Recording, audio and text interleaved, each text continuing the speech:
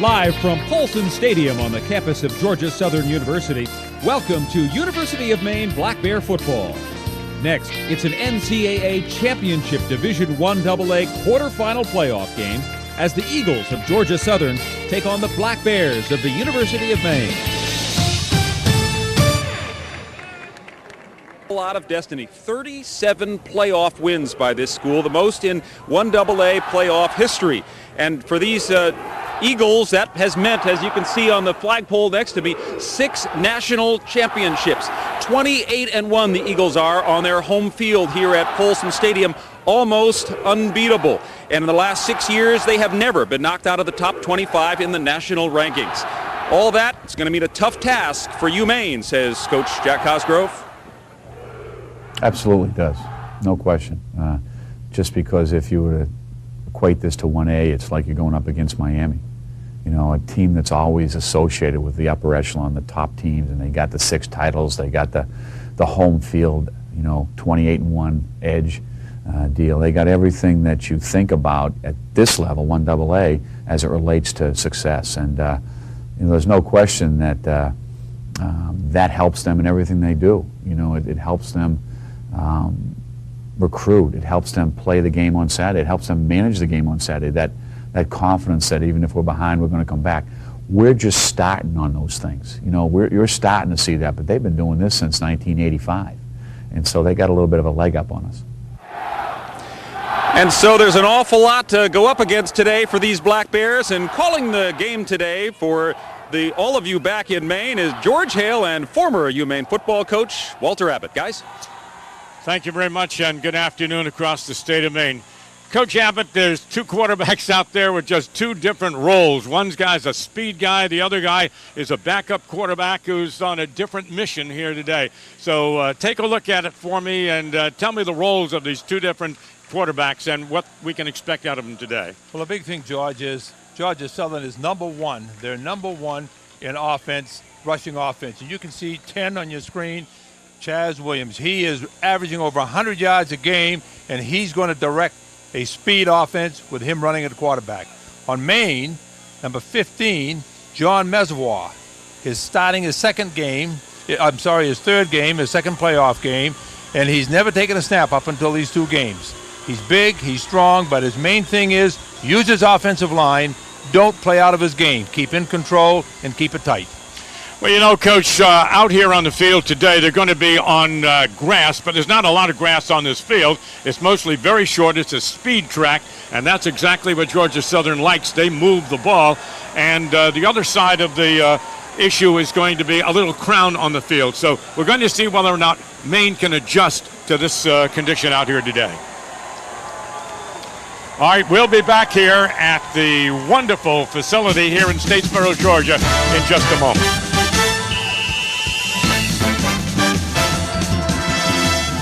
This pregame show is brought to you by Viking Lumber with locations in Belfast, Lincolnville, Vinyl Haven, and Warren.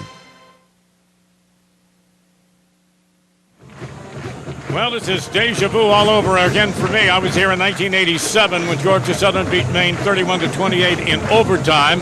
The city has gotten a little bit bigger, but the field looks to me to be about the same. And it's the same story after all of these years, Coach Abbott. They like to run the ball. They will throw it occasionally, but they are going to be moving down the field with 2 different guys, Williams and Austin, and that's going to be Maine's problem here this afternoon. Chaz Williams, George, is the best running quarterback in the nation.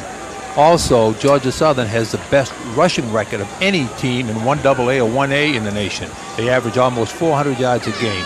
And believe you me, the Maine Bears will be challenging them. The difference is going to be they need pressure from the defensive ends. They haven't seen that style defense, so hopefully Maine can cause some problems at the mesh point for the option play. The University of Maine has won the toss of the coin, and they always receive. So the Black Bears are going to get an opportunity here. This is a fairly large mountain to climb today. This field is, speaking of mountain, is more or less of a bowl. The temperature at game time is going to be 50 degrees. Wind not a factor. It's out of the east at 4 to 6 miles an hour. It's a grass field. Now Tim has got a special guest on the field just before kickoff. Well, thanks very much, George. Jake Eden taking some time right before kickoff. Jake, team ready for this second-round playoff game? Yeah, I think they are. I mean, all year we've met challenges, we've overcome adversity, and it's going to be no different today. I think the guys are excited to be down here. It's nice weather, great place to play, great atmosphere, and I hope, and we all hope that we come out and play ready to play early. Of course, you're hoping to overcome some adversity too. You banged up the knee 3 weeks ago, and you're hoping to play again someday, but it's contingent upon a Maine win today. You think you might be able to play next week? It's going to be close. I was running around yesterday. I felt very good. And these guys are my inspiration right now. I'm so proud of these guys. So happy the way they're playing, and I would do anything to be out there right now. So they're my inspiration, and hopefully I'll be practicing Monday or Tuesday. Best of luck to the Black Bears today, Jake. Thanks very much. Appreciate it. Kickoff time, George. Up to you. Well, we're looking forward to it here. Scott Sheldon puts his boot into it. Boy, there's hang time. All the way back to the Maine 4-yard line. Montel Owens gets it out to decent field position. He'll come out over the 20 out to about the 23-yard line as we set it up here in this very nice weather. From the standpoint, Walter, we didn't face 70, 80-degree temperatures, and I think that's critical for the Maine kids. Especially in the second half. You can get by the first half on a hot day, but coming in from what Maine has practiced in very cold conditions, it's going to play well into their hands today. The matches up front, we'll go cover those in a minute now. John Mesoir, the sophomore quarterback. Maine runs a standard I formation. What new wrinkles they have, I have no idea today, but we'll find out. Fusco comes over to the right side, and Nuoso's in motion. Now there's 21. You're going to carry him a lot. He gets right into it. You hear this crowd getting into it early. Marcus Williams, sophomore, comes back, picking up a couple of yards out to the 25-yard line. On Maine on offense, they have a big front line. They're veterans, and they're going to have to control the line of scrimmage. That's a chance Maine has. They must control the line of scrimmage. The longer they're on the field, the more time the defense will have to rest, and you've got to try to keep Georgia Southern's offense off the field. 2nd down and 7. Maine with a shift over to the left side and back again. I'll get dizzy watching that all afternoon. Pitch, and it's going to go in a counter the other way, and they read it perfectly, and they read Williams, and this crowd erupts here at the near sideline. That's a new wrinkle for Maine. And he ran motion to the right, came back, cut to the left, and it's going to be 3rd down. This crowd is known across the country as one of the tougher crowds in 1AA. They've been known to throw a few things at times, but my student spotter to my left says that's not true. They only fight in basketball. What you're trying to do right now is make a safe throw for Mesoir. Don't try anything fancy. Stay within the game plan. He should have time. He's going to have to be flushed out of there. He's on the move, and it's almost picked off. He threw it under heavy pressure, and it's incomplete. Maine's going to go 3 and out, something they did not want to have happen to him on this first drive. They desperately wanted to move the ball, keep that defense off the field, but they're going to have to bring Mello out, and we're going to see the offense from Georgia Southern real early here this afternoon, as Mello's going to be kicking from his 14-yard line, and they've got speed back there to burn. That's going to be end over end, and it's going to go out of bounds, and that's not a bad kick. They were trying to keep that thing away from the ant. They're trying to keep it away from Williams.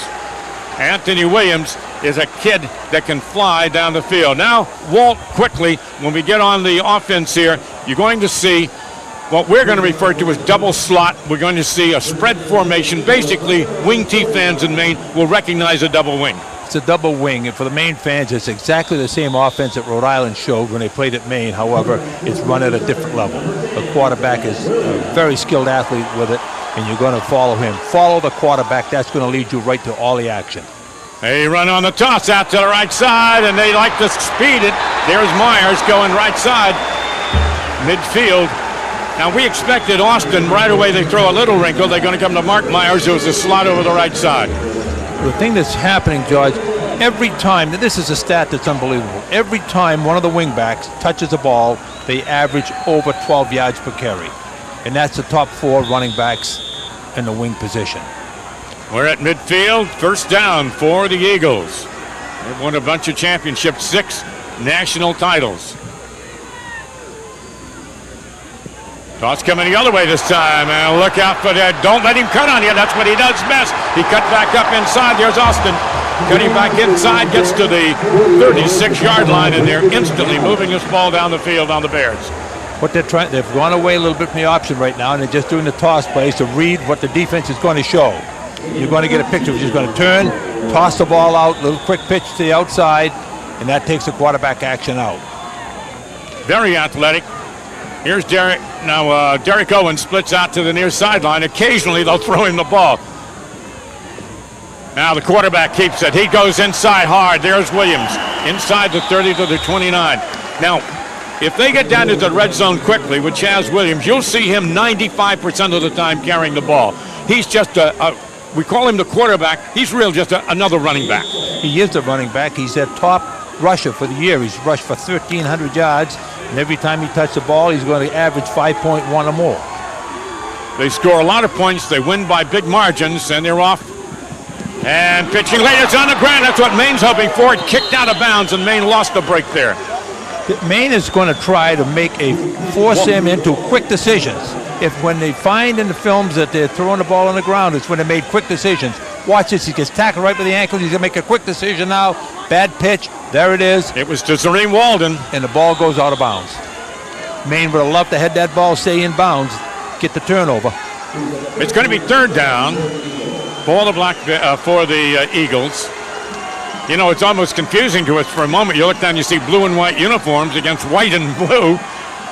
But the blue uniforms belong to the Eagles of Georgia Southern. Maine's in a quick blitz. There's a pitch to the right side. Maine's reading that very well. Look at him cut back. Here's Myers, and he's under big pressure and tackled over at the 33-yard line. Excellent pursuit. Rob Kierstead out of South Portland, number 40, making a big play on the outside, and they did a good job stringing that out. Don't let those backs turn upfield. They want super highways to run on. But notice they kept his shoulder east and west. Keep him east and west. Kierstead's chasing him down.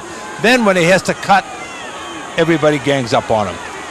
Well, let's see what they do on fourth down. They've got a great field goal kicker here, and they may go for it right away. Sheldon has kicked 10 out of 14 field goals this year, but he's not in there now. They're going for fourth down. 7 yards to go. Watch it pass to the wingback, 34. They really like to get it out to Myers on a little crease pattern. A little delay of game. All right, the clock ran out on him. That forces him back 5. Really changes it. Now, by the offense, 5-yard penalty. Remains fourth down. Chaz Williams, they're going to punt. Chaz Williams does not have a great passing arm. His ability is from the waist down. They're going to run 88. Georgia Southern, the Eagles are going to run 88% of the time. What happens? They lull you to sleep. You go run, run, run, and all of a sudden they try to slide in a little pass, and they've hit some big pass plays.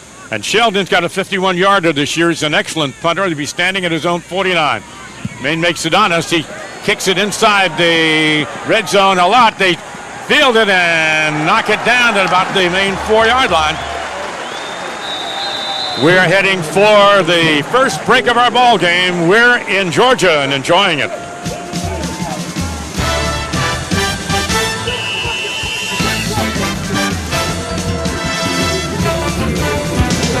University of Maine Black Bear football. All right, welcome back to Statesboro, Georgia. George Hale with you, along with Coach Walter Abbott. And the Black Bears are starting deep in their own territory. Not exactly the field position they'd like to have. Mesewar's going to have to run that offense off the 4-yard line.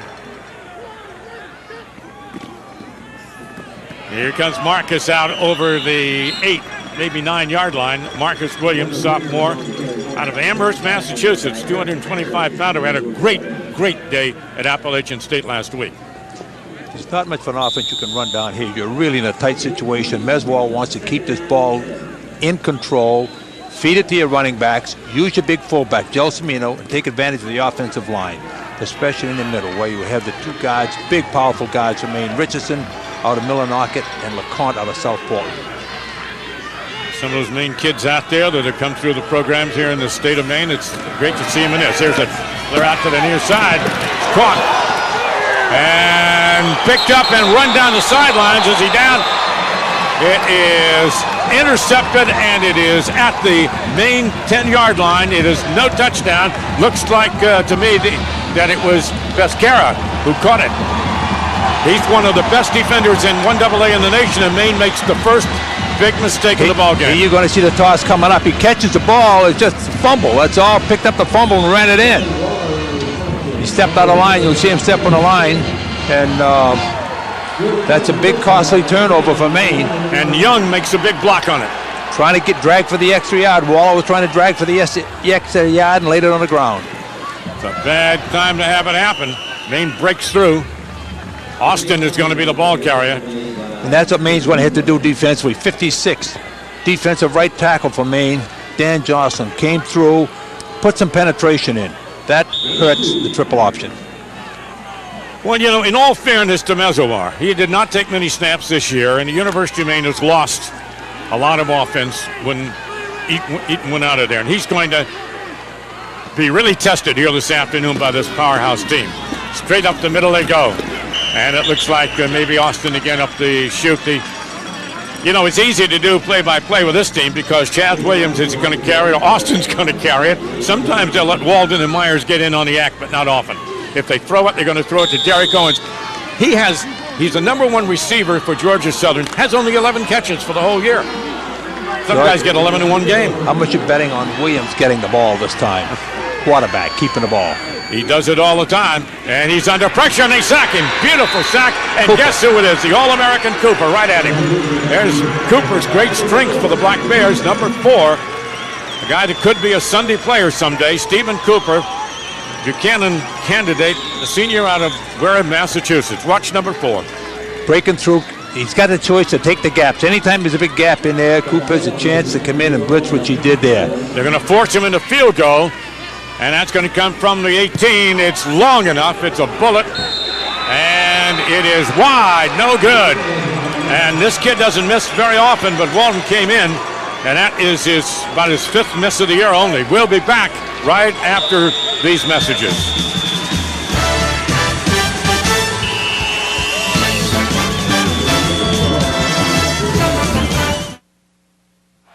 I know, Walter, there you are. Is that you down there? Is that one of our fans down the field? You have these guys over in Rumford? There's the Eagle. But right now, Maine gets a big break, a little bit of a bad snap. A couple of things have switched either way. Down the chute, Maine comes out to the 25-yard line.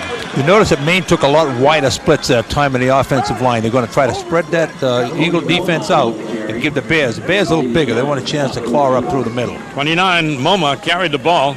He's that sophomore that comes in. Now, Williams will carry in about 2 series, and then you get Moma in for 1 series. They've switched here immediately early in the ball game. 2nd down for the Black Bears. He picks up about 6 yards on the carry.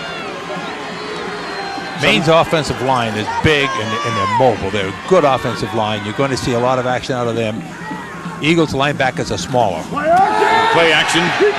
Meswai in trouble. Comes out of there, but the leg tackle down. And coming on to make the hit on him is going to be Pescara again. Heard a lot about this kid coming in. He may be as good as anybody around. The thing you like to see as far as the protection, he's got plenty of time here. Southern's strongest part of the defense, in my mind, is the secondary. They have tremendous speed plus size. They're all 6'1", 6 feet tall, 6'2". They're big men, and they have tremendous speed, so that puts them a leg up in the secondary. I think the linebackers are a little weak as far as size. They have great quickness. A lot of the Southern teams down here put real small linebackers in because they're facing the option play. Over the middle, incomplete.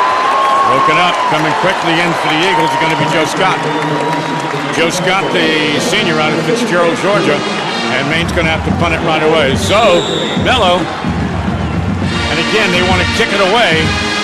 You may see kicks you'd think are bad kicks, but it may be designed bad kicks by the Black Bears. They do not want Mr. 81 back there, the Ant, they keep coming down the field with it. He's had some long runs this year.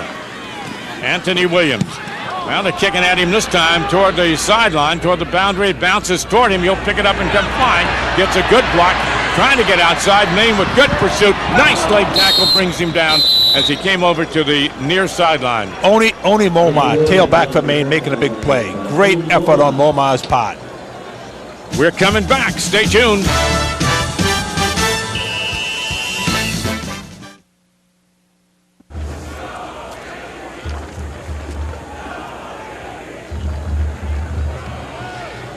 We'd like to take a moment and recognize our sponsors for today's telecast. Without their support, we couldn't be here in Georgia. We hope that you watch their announcements and logos on your screen today. I hope that you take note of it, appreciate their help.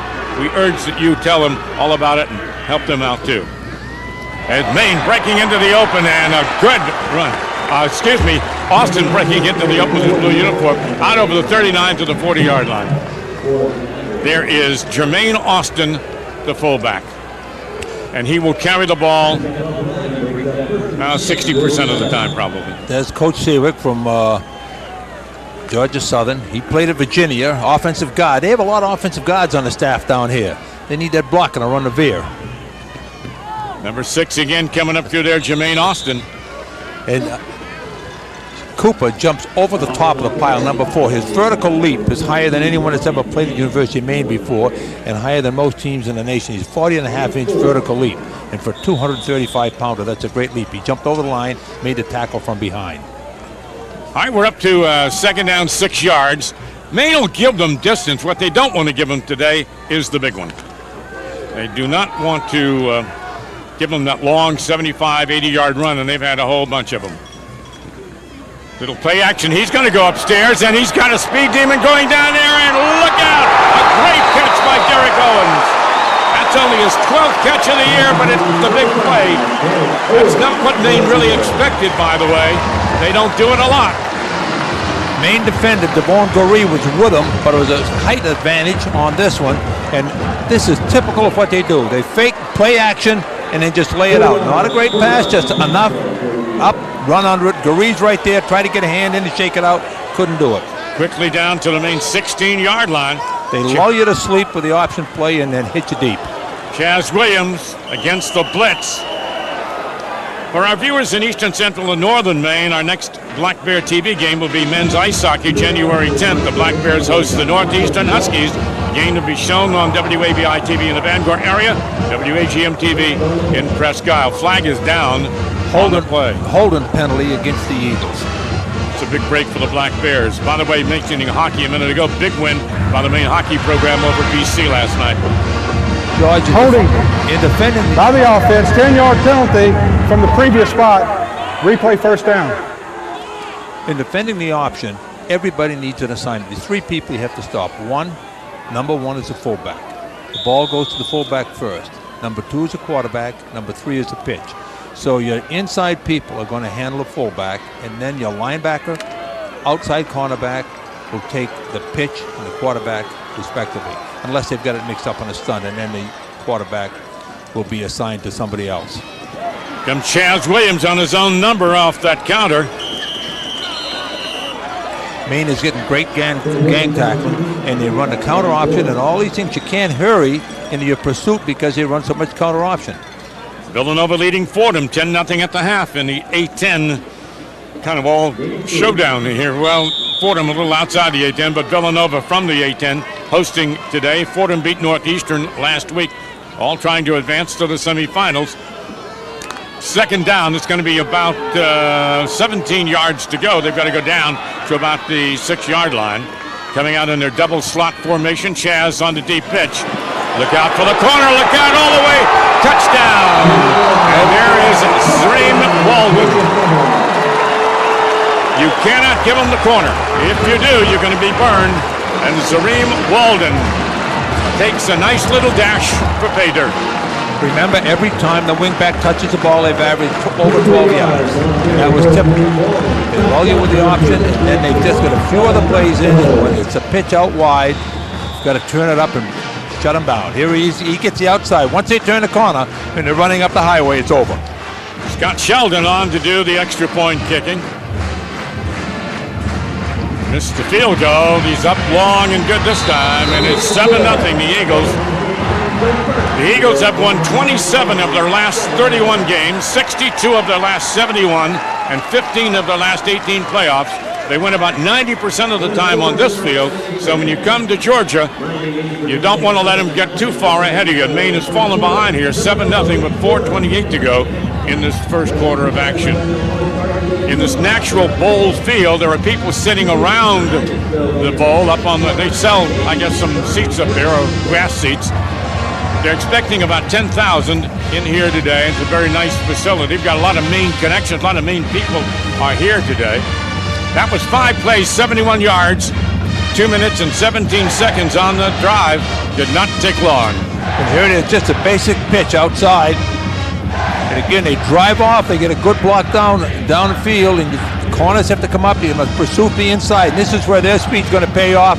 You notice the 2 Maine players bumping into each other, and that just knocked each other off. You need to get that defensive back needs to turn that in so the linebackers can pursue and tackle from the inside out. All right, the Black Bears to receive it. Maine 11-2 in the regular season, 7-2 in the A-10. They're co-champs of the A-10, of course, and their co-champs Northeastern have already been eliminated. They beat Appalachian State 14-13 last week to get in here to Statesboro, Georgia. Their second appearance as a team, 1987. Maine went to overtime here. Look at the hang time again, coming down to Montel Owens at the 11, 15, and 20. He had a seam, got out to the 25, 26-yard line. That's where Maine will put it in play. Robinson runs down. Maine is going to be trying to looking for a first down. They need to keep that defensive unit off. Defensive unit's done a good job versus the option. They've been hurt 2 or 3 times, once on the long pass and then twice on outside pitch plays. Marcus Williams was the running back in the first series. Then they went to MoMA on the second series. And I believe Marcus will be back for this series. All right, Mesoir, the quarterback. And Fusco will move off to the left side.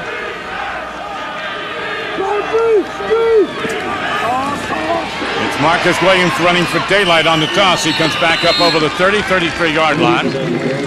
Picks up a little running room. And that's what Maine is looking for, trying to get 5 yards on that first play. Then you've got a couple of plays to pick up that first down. Eat up the clock. Let that defense rest. Keep that speed offense sitting down. Not a cloud in the sky here at Statesboro, Georgia this afternoon.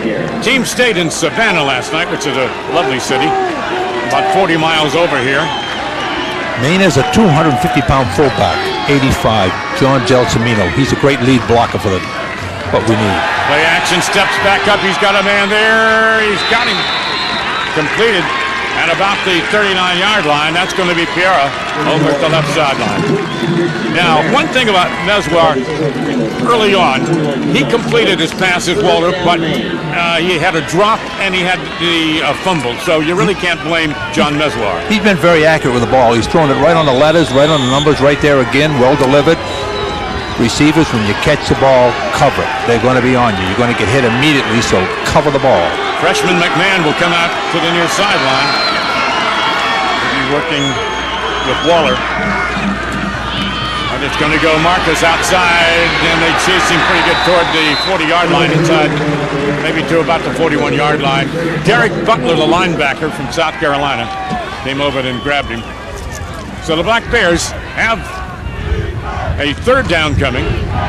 Pretty good crowd at the far sideline. Quite a few Maine fans. So a lot of the Maine ladies wanted me to make sure they said all the coaches' wives and the ladies had their shopping tour in Savannah yesterday, and they're out here making noise for the Black Bears. So a lot of Maine fans in here today. And Roger Ellis had his typical eating trip. Yeah, he did well. He didn't do bad. Right back deep on the fly. He throws it away, intended out to the near sideline, but nobody there threw it away. There's more of a crown on this field. The crown on the field means from the center of the field to the sidelines is a 15-inch drop, and that's for shedding rain. And this is a great field for rain. They said even during a hurricane, there's no puddles that come on the field. So at Maine, the field is almost flat. So the quarterback, when he's throwing to the sidelines, is throwing a little bit high than normal. I asked Bob Wilder, the offensive coordinator, and Bob said that he felt he could handle that fairly well today. Georgia Southern fans in at Mesoir, the quarterback. Never expected to be in the situation he's in. Fires, caught. Great catch by Pierre at the 45-yard line for the first down. It was thrown high. And the young man, the sophomore, Chris Pereira, went up and grabbed it. He's a 6'3" player, so he can get off his feet pretty well. That's a great reception. He's got a great jump reach index. He's up around 37 inches. And watch him go up after the ball. The ball's thrown high right here, but he's up in the air. Great hands catch. Then he tries to make and cover it up. Keep it covered. There aren't many weaknesses on the Georgia Southern team, but a good passing attack Well, it could open up the run for Maine if they could get Marcus free. Everybody's right up tight on the line of scrimmage, and they're going to play Maine tight. They think they've got more speed, so they're going to go with them. Marcus isn't going very far. He's been kind of handled a little bit in there by Michael Ward. Didn't get much. In fact, see where the spot is. Maine has struggled in third down conversions this year. They only convert about a third of the time. What they have done this year has been very good on the road. They're 11 out of their last 15 road games they've won, and they've definitely been a second-half team this year. So we'll see how this first half goes. The Bears are down 7-0, but they're in good territory at the 46-yard line with a second down and 10 against the Eagles. Now the Eagles have dropped back a little bit. The last time they ganged right up in the box on a first down, they're coming up tight and playing man and playing it really tight to the line of scrimmage.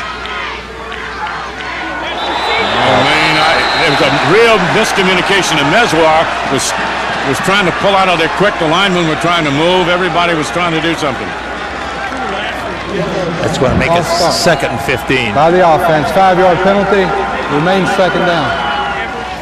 We've got 1:33 to go here in this opening quarter. Maine down 7-0. Last week, Maine had a good conversion rate. They were 8 for 16 last week against App State. So they need to get some of those and keep their defense off the field, keep this offense on there as long as they can. Fusco, the big tight end, is flipping around. Pereira now will go to the left side. Williams gets the call. He's got daylight. Look out. He's a hard-running back that he punishes the tacklers. He goes all the way down to the 31-yard line. That's Marcus Williams.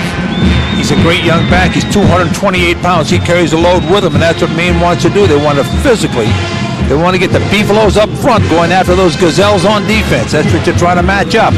Beefaloes versus Gazelles. And here it is, power ball. There's a good lane. Marcus cuts outside, covers the ball. He wanted a face mask out of that one. Beefaloes and Gazelles. The problem is you didn't recognize an eagle.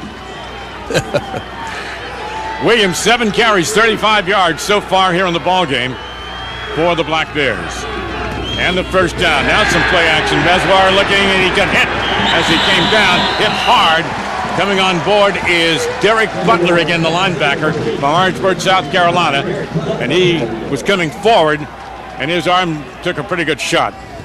Pass defense broke down on the weak side. You'll see them lock up right here. He slips by.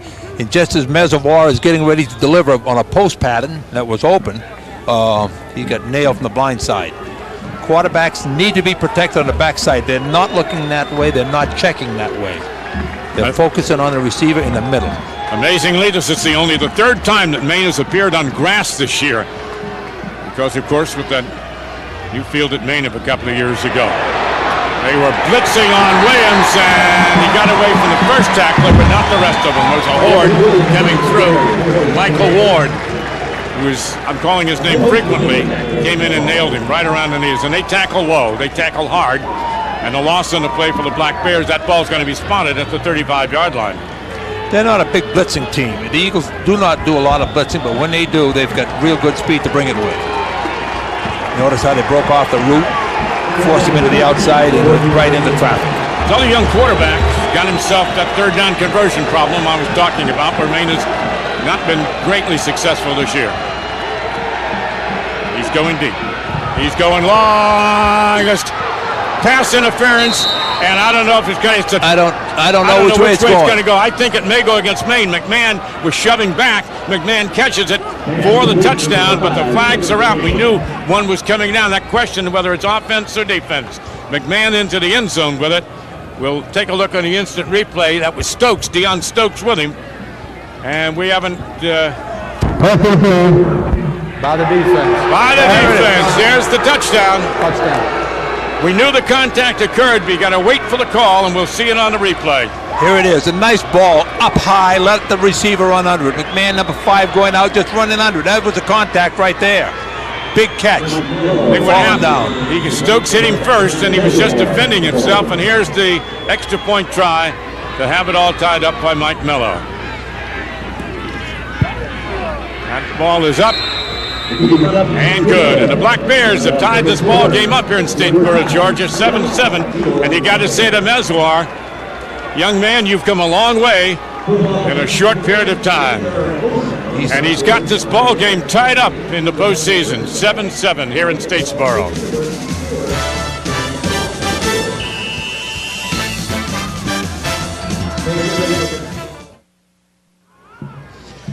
Brand new ball game. We're all tied up at 7-7. A scoring drive of 10 plays, 72 yards, 34-yard pass completion, 4 minutes and 28 seconds. And Jack Cosgrove has got to be feeling a lot better about life right now. He's got to maybe any doubts of his players' minds or out of their minds. They're playing confidently now. This is a much better drive, Walt. Now they're on the board. They got that beyond them. And you don't score on Georgia Southern in here a lot. They don't give up many points, so this is a big move for the Black Bears. They average 12 points, giving up 12 points per game. Maine tries a squib. Up back, takes it. That's going to be T.J. Anderson. Yep, T.J. out of Lithonia, Georgia. I have to learn all my Georgia pronunciations down here, and I don't have to say it with a U all too often, but we're going to see Chaz Williams again, and we'll see the double slot offense coming out here again. Now, the play that has hurt Maine has been the pitch to the outside. They stuck one long pass play in on the rest. It's been pitch to the outside. The option play, they've done a real good job about it. They're going to, Maine was offside. They're refusing the Eagles are going to refuse the penalty, which they should because the ball is on the 40-yard line. Right. No sense doing it again.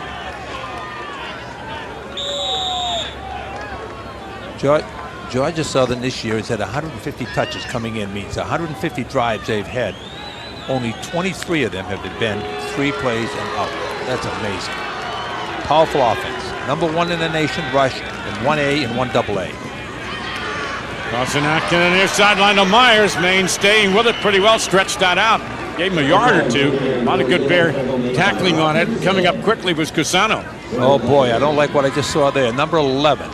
Uh-oh. Brendan McGowan's limping off the field. He is such a big player for Maine, such a great player. And he's going out right now. He was out last week, and he is gimpy out, heading to the Maine training staff right now. That will bring in the bias, I believe. Usually.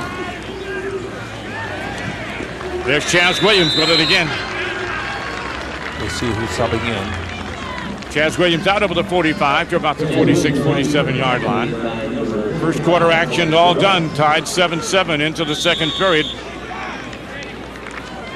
They're looking now at the knee area, it looks like. He may just have popped that because he missed last week's game with a knee. He's practiced the last 2 days, so he may just have to give that to him. Well, everybody wants to get excited, and they're jumping over, and Maine's coming quickly. That's going to go against the Bears. Here's a stat that does look good for the Black Bears, Walt. Maine's time of possession was 8 minutes and 35 seconds. GSU's was 6:25. Coach, now the defense. 5-yard penalty results in a first down. Marcus Williams had an average of 4.1 yards in the first period. Moma on that one carry had 6. Now for Georgia Southern, Austin had a 6.6 average and Walden a 10-yard average. Myers a 5-yard average. That is just where they go. That is exactly. Maine's not overly concerned about being offside. They've got to play aggressive defense. They've got to take chances and gamble. Sometimes they're going to go offside. 5 yards won't worry them as much as being able to make a big play, pushing it hard. Changed it on the line of scrimmage. They come outside again. Look at the speed. There's Myers coming down the near sideline, getting to the 36-yard line. It shows your speed because Cooper had an angle on him and couldn't catch it. And you're going to see Cooper coming in from the bottom left of the screen. Walton has Cooper right there. It's a foot race. Couldn't catch him. And Cooper's playing on a little bit of a bad ankle right now. You know that. He missed 2 or 3 games with an ankle. He doesn't have his great quickness that he normally has. He's back just a little bit. He's about 90%. Going to be the first down. Austin carries. Well, I'd like to remind you when a winter storm comes your way in eastern and central Maine, you can tune to WABI TV 5 Morning News for Storm Watch. You can also watch and access the information on the internet with Storm Watch online, exclusively available at www.wabitv.tv. Brendan McGowan is back in the game. I thought he might have just tweaked that knee a little bit. He's back in action again, which will be a big lift for the Bears. He's a number 2 tackler on the team. Great speed. Second down, 5. Looks like that was a fake up the middle with Williams keeping. He was trying to drive the ball into Austin. Kept it on his own number. In on the stop for the Black Bears again is Gusano. The people that are hurting the Bears are the slot backs or the wing backs. They're hurting them on the big plays. Georgia Southern has great third down conversion numbers, and they were into a third down and about 3 yards. Their third and fourth down conversion numbers are very, very good. So they're down in good territory at the Maine 29-yard line, tied up 7-7 with a third down at about 3 yards to go for Chaz Williams. There's going to be an audible call. They're calling timeout. What? Maybe a penalty against them. It looked like some movement, and Maine was signaling that. Foul. False start. Yeah. Offensive Now line. the offense 5-yard penalty remains third down.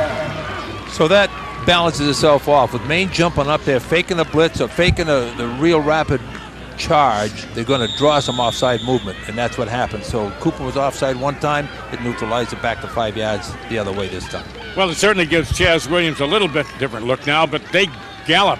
Remember, when they scored, they had about 17 yards to go for first down, so look, pull them wide. Here's Chaz Williams up underneath center. He never goes shotgun, almost always up underneath center. They're going to change it, just change the play. Went back, they're coming this way outside again. We thought, man, Maine read it well. Quickly, Myers is nailed as Cooper. he comes up, and Cooper right on him again. Sure open field tackle. That's going to put them into a field goal situation probably. Unless they have great confidence in their offense. Oh, they sure do. Now here he comes. Well, he's missed one. Sheldon is 10 for 15 in field goals. His longest is 51 this year. This time, a little bit of a tailwind, not much. A little crosswind maybe at that. Maine has done a great job defensively. They let a couple of plays go outside, but they have certainly done a good job of the option. He's just going to punt it. He's just going to stand there and punt it. He's not going to mess, but he's going to try to kick Maine down in deep, and he's excellent at doing this.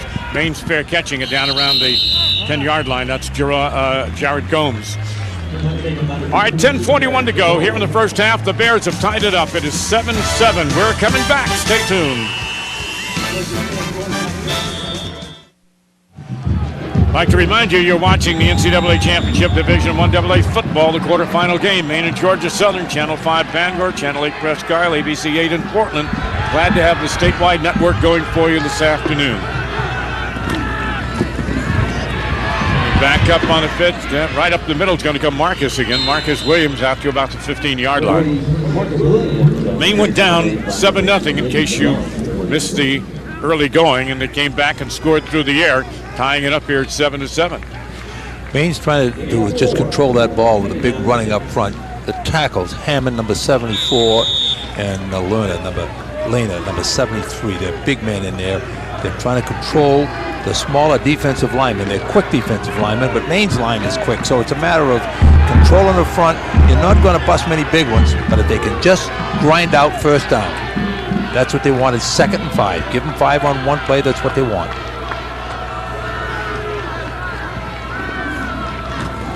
Got Marcus on the toss. He cuts back up inside again. Gang tackle down around the 20-yard line.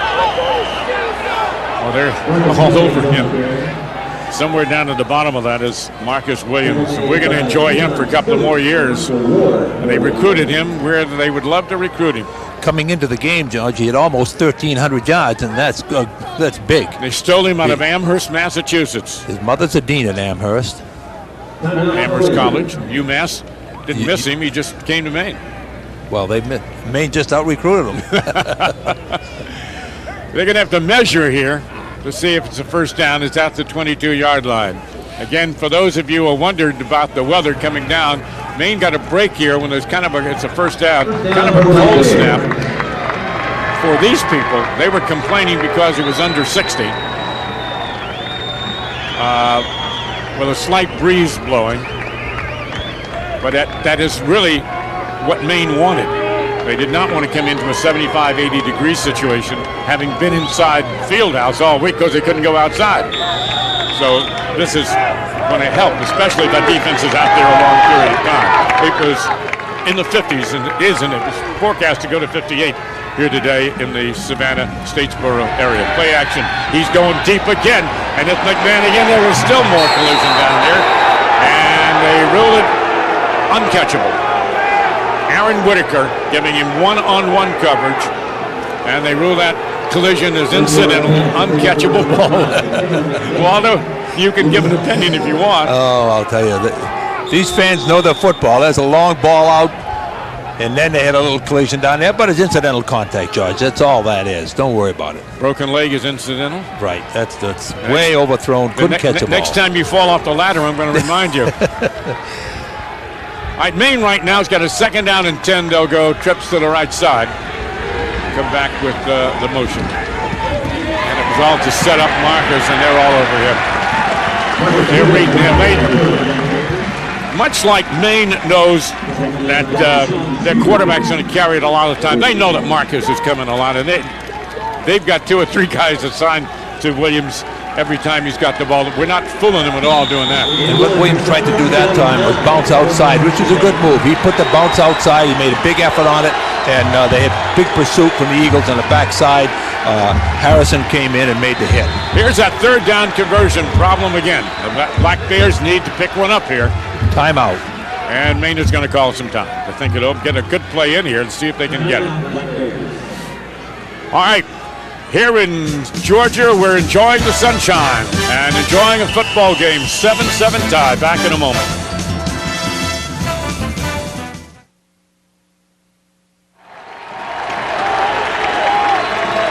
All right, Maine coming out on the big 3rd down 9. Fairly deep in their own territory. And let's see what they send in from the bench. Well, dropped up in there. He's in trouble. Gets out of it for a moment, but they're all over him. Maine's going to punt. One of the great things about the holidays is food, anytime. For some great holiday treats with a local flavor, check out Todd's Recipes with Todd Simcox. Todd's Recipes airs most Fridays on the TV5 Morning News. And that's good news in the holidays, but the bad news is Maine's got a player down again. It's Mark Lehner. He has a left knee. He's had a knee problem. He's missed a couple of games. There's a true freshman will come in, number 72, Ryan Bird, that will fill in for him. The big kid, sophomore, 270 pounds, and he is an outstanding lineman. He's been one of the steadfast. That offensive line has been immense all year long. Ryan Bird has had an opportunity to start a couple of games and fill in, and here coming out onto the field, you'll see a couple of players to help Lehner off the field. Paul Kalina, Maine's trainer, is working with him right there. Marcus from Virginia.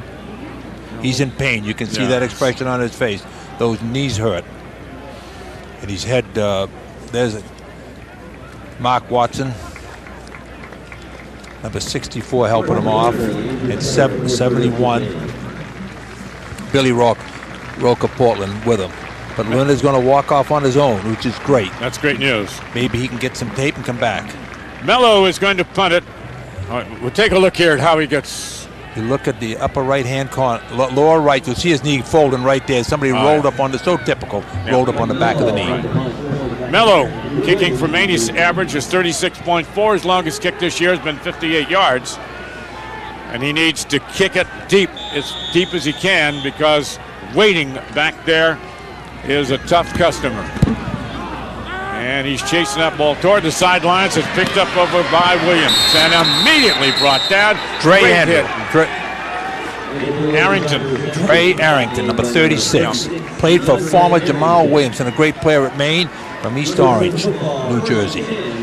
Well, listen, anytime you can get hang time and take it away from the ant, you're doing a great job, because this kid flies down the field. He's one of the best in the country at doing that. He gave him good hang time, and he gave that kid a chance to come down and make an instant hit. Arrington's been getting stronger each week. He's great on special teams. He's been filling in some at the defensive secondary spot. Great future for that Maine Black Bear, number 36, Trey Arrington. Bears doing a great job. They're tied 7-7. Up the middle we go to Austin, and they're reading that middle pretty well right now. Brian Mann coming in, making the hit from the defensive end spot. They're going to push a lot of pressure on the defensive ends, moving in tight, trying to hit the mesh, and he is assigned to the fullback. The defensive ends will be assigned to the fullback. 1987, Maine lost here 31-28. They missed a field goal. in the overtime, and then Foley kicked a field goal and beat Maine. At the point of attack, Maine hits Austin almost with what you like to call maybe the mesh point, Coach, and he got away with it a little bit, picked up a yard or two, but Maine is starting to dominate a little bit in the middle of that. Middle of the line. Now, what they've been hurt with is outside, so now be careful of the outside play or that sneak pass down the curve, down the middle, and that's going to be up to Dave Casano, number 17, the free safety, to cover that pass if it goes to a slot back. It'll be a third down. They're going to come to the corner, and they're going to get it. It's the outside play again. It's a toss outside that's killing them. That's Myers. Fourth time. Everybody that's been hurt by this club, and they've been hurting a lot of people this year, they get hurt on that type of play. Interestingly enough, Delaware beat them in the opening game of the year, and a club that really got kind of used by the NCAA in the postseason, Walford, beat them in here on this field, and that is not easy to do. Myers, 6 carries, 40 yards so far today. First down, they're in Maine territory at the 49-yard line. And that's the big fullback, Austin, again. Now, their backs, you might notice, I want to point out one thing to our television audience. Walden is 5'8", Austin is 5'7", Myers is 5'9". That's good enough, but look at how wide they are, 180, 180, 190, 200 pounds. I mean, they're very difficult guys to bring down, Walt. They're low to the ground, and they have great breakaway speed. Jermaine Austin, 9 rushes and 49 yards today. The advantage they have, they like straight speed. They're not great zigging and zagging. They're better straight speed. Here comes Williams on the outside with a pitch again. Great pitch he makes to Kevin Davis, who's just checked into the ballgame. Davis originally not in the 2-deep here, but he's in here very quickly. Yeah, he's the backup slot on the left side. And that's going to be a first down as they continue to gather up the yardage. If some of the stats you maybe, we don't like to overburden you with stats, but if you look at their yardage, in rushing yards, they had 4,765 rushing yards this year. Their opponents 1,600 yards. If that doesn't tell you anything, nothing else will. Now they're unbalanced to the left. And look at now, 132 to 50. Chaz Williams outside again. Pull down around the 25. He made 3 moves on that way, on all the time looking, checking. They love to run to the unbalanced side. The unbalanced, they'll take one of the tackles over. That time, 77 went over. Collins went over to the left side. If they come in the other way, they're going to bring in O'Brien and bring him back. Now watch a move here. They're going to make a move inside. He'll take one, fake Casano down. Great running back. Villanova still ahead of Fordham, 10-3. They're into the third period now in Philadelphia. This is a free down right here. He's calling a timeout. He's going to call time. Miami, number 1 in the nation, leading Virginia Tech, 14-0. All right, we are in Statesboro, Georgia, in this playoff, and Maine's tied 7-7. We're coming back.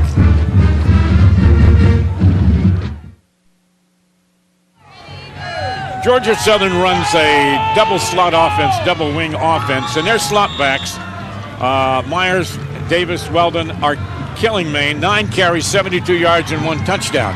That's the combination of the 3. They're taking the quarterback, Walter, as you said, out of it. They are having trouble at the corners. Second down. They don't do this often, but they do it well. It's bobbled in the air. Intercept. That's going to be picked. That's going to be picked, and that's going to be picked off in the end zone by McGowan. He got hurt early, and he's back out there, and Maine stops him in the end zone. Number 11. That's a terrific kid by the name of McGowan out of Jersey City, New Jersey. One of the things that you're looking for, not a great throwing quarterback. He doesn't throw as well as some of the quarterbacks Maine has faced. They get it by lulling you to sleep. That time Maine was wide awake, made the big play, good pick inside. Ball was thrown low, underthrown. McGowan did not play last week against App State. He went out a little banged up here, so Maine continues to have a strong defensive effort. And Muzawa will bring his team out to the 20-yard line.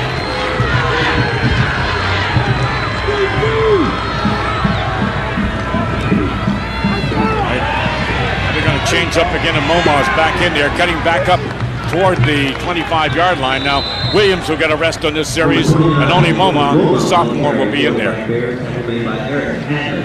Georgia Southern this year, 7 touchdown passes, all on the road, 4 interceptions, all of them occurring here in this field, which is kind of an interesting stat. Stokes is down for the Eagles, number 18. Strong safety, big strong safety, 6'2", 210 pounds. Got caught up in a wash that time. Stokes, or was that David Young? I'm sorry, David Young. David Young. David Young. Well, David Young is an All-American. He's their strong safety, and he is a tough customer. Big hitter. There's another Young on the team. They're not related, No. but he's a great one too. A young sophomore. Young sophomore. These 2 sophomores back. I mean, 2 Youngs. One at free safety and one at strong safety. David, the kid that's down right now, is a preseason All-American, and he looks like he's hurting a little bit. One of the things we talked about early on in this game is Maine's physical size and ability. And he's going to be helped out, but he looks like he's getting a little bit better as he comes out. Physically, Maine not only matches with them, they're better physically than GSU. Different style of football altogether. And Maine will put the hurt on them at times. There's no question that Maine's playing one of the premier 1AA football program in the nation. Maine's playing right now, and they're playing them eyeball to eyeball, and that's what it takes. Physical toughness, and Maine has it. They lack a little in speed, but they make it up in physical toughness. They bring the freshman McMahon back in and pull him out here to the left side. And Momar will go in motion to the right side. It's going to be the quarterback coming up through Meswar. Comes up at the 30-yard line. Be very close to the first down. That's why I use those long legs on a 6'5" frame to jump over. And that's a design play. Design draw, picked up the first down. First down, 20 yards. Good call by Coach Wild. Today you see David Young going over and get his leg checked out. You got to say right now, Coach, at this point in the ball game, on the road against this program, heading 5 minutes toward halftime, this is a great moment in Maine football right now. They have done a tremendous job to get going here on this field this afternoon. Let's see what happens down the road. Moma breaks right side guard and gets out to about the 35. And you want to give a lot of credit to John Meswar. Again, third-string quarterback, did not take a snap all year long. Starts the last 2 games, wins them both. He's thrown a touchdown pass here. He's 4 passes, 8 passes, 4 completions. Doing a wonderful job. Not trying to do it by himself. Letting those linemen block. Let the backs carry the ball. Keep it in. Don't gamble.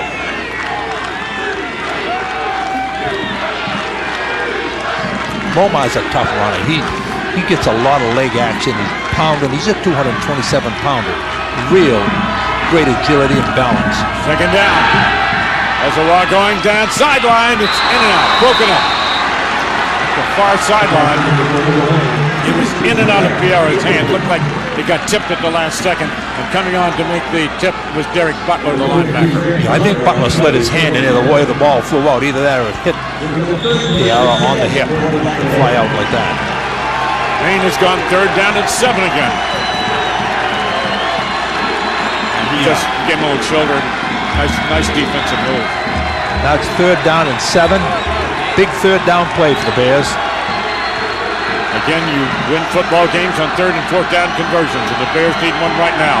Meswar steps up in trouble, rolls out of it. Now he drops it a little low. It looked like he was heading for the right side over to Gelsomino, the fullback.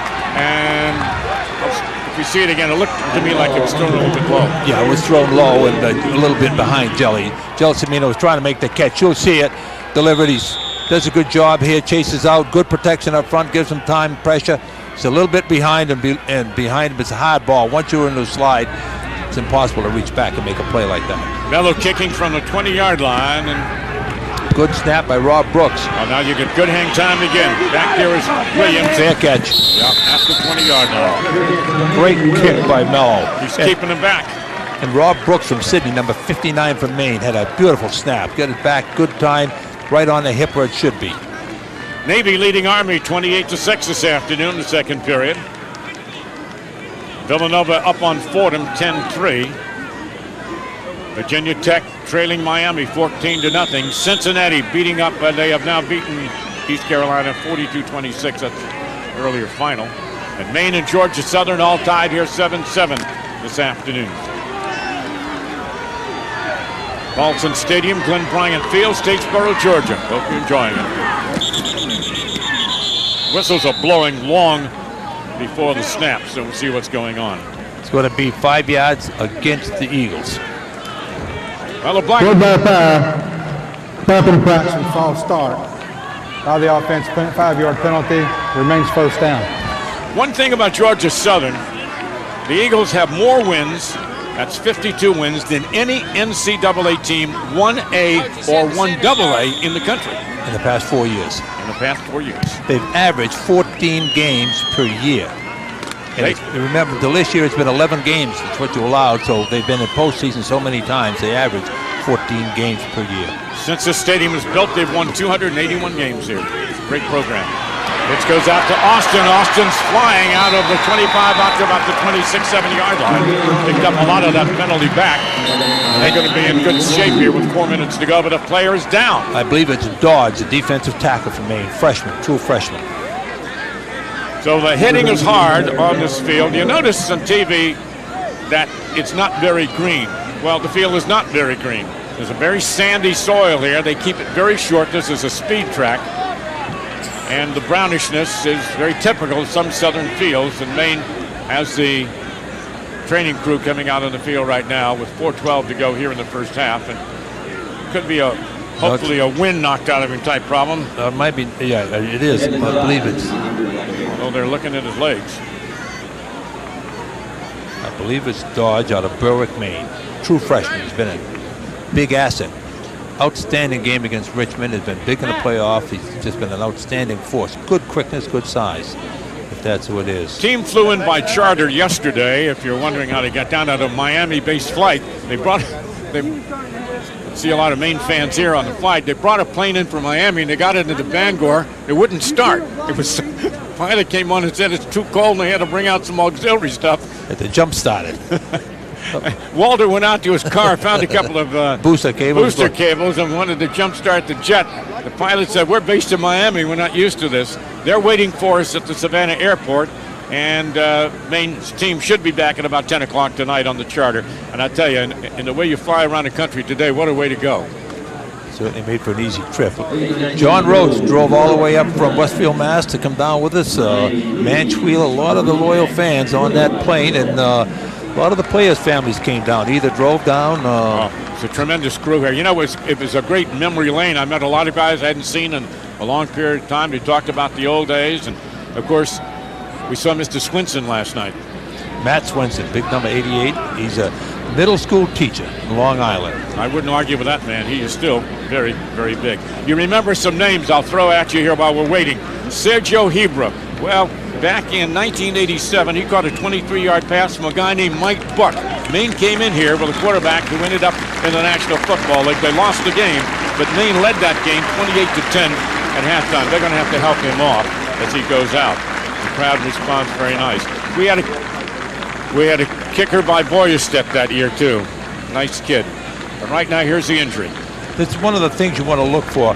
The Eagles' offensive line, they don't block high. A lot of it's cut blocking, and that was a cut block right there. It's a dangerous block. It's a legal block, no question about it. But it's dangerous. Defensive linemen and linebackers have to protect the knees because of this.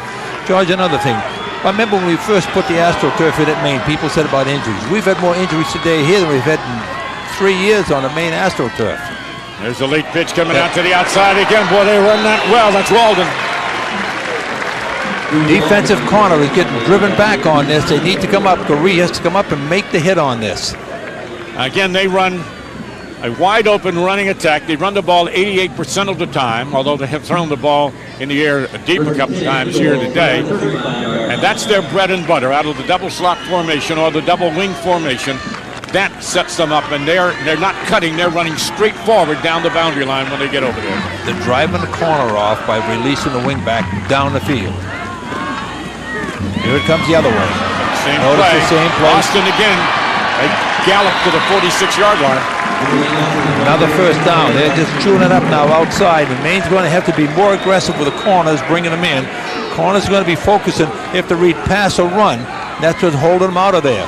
Casano's trying to, you overran it, had to make the tackle inside. That's one of the problems for the defenders. They do overrun, and you can't help but do it sometimes. They may have to change up and put Cooper in on the quarterback and let somebody else let the pitch double up on the pitch right now to shut that down. 46-yard line, first down. There's Austin. He runs right into Cusano, but he gets plenty of yardage. He's a sprinter coming off the blocks, and he's got 5 yards before you can blink. All they're looking for is straight ahead speed. Get it outside, turn it loose. A lot of these kids are track kids, and that's what they're not, just like Florida A&M used to run. They wanted super highways, get them running north and south, and this is the style offense you're looking at. Inside of 3 minutes, Maine tied 7-7 with Georgia Southern. And Austin tripped up. No, he pitched it late. Outside it goes. Fake up the middle, Walden. Great fake by Chaz Williams, the quarterback. Faked it on the belly, up the middle to Austin. Pitched it out to Walden. Walden picks up the first down. 22. Walden, 5'8".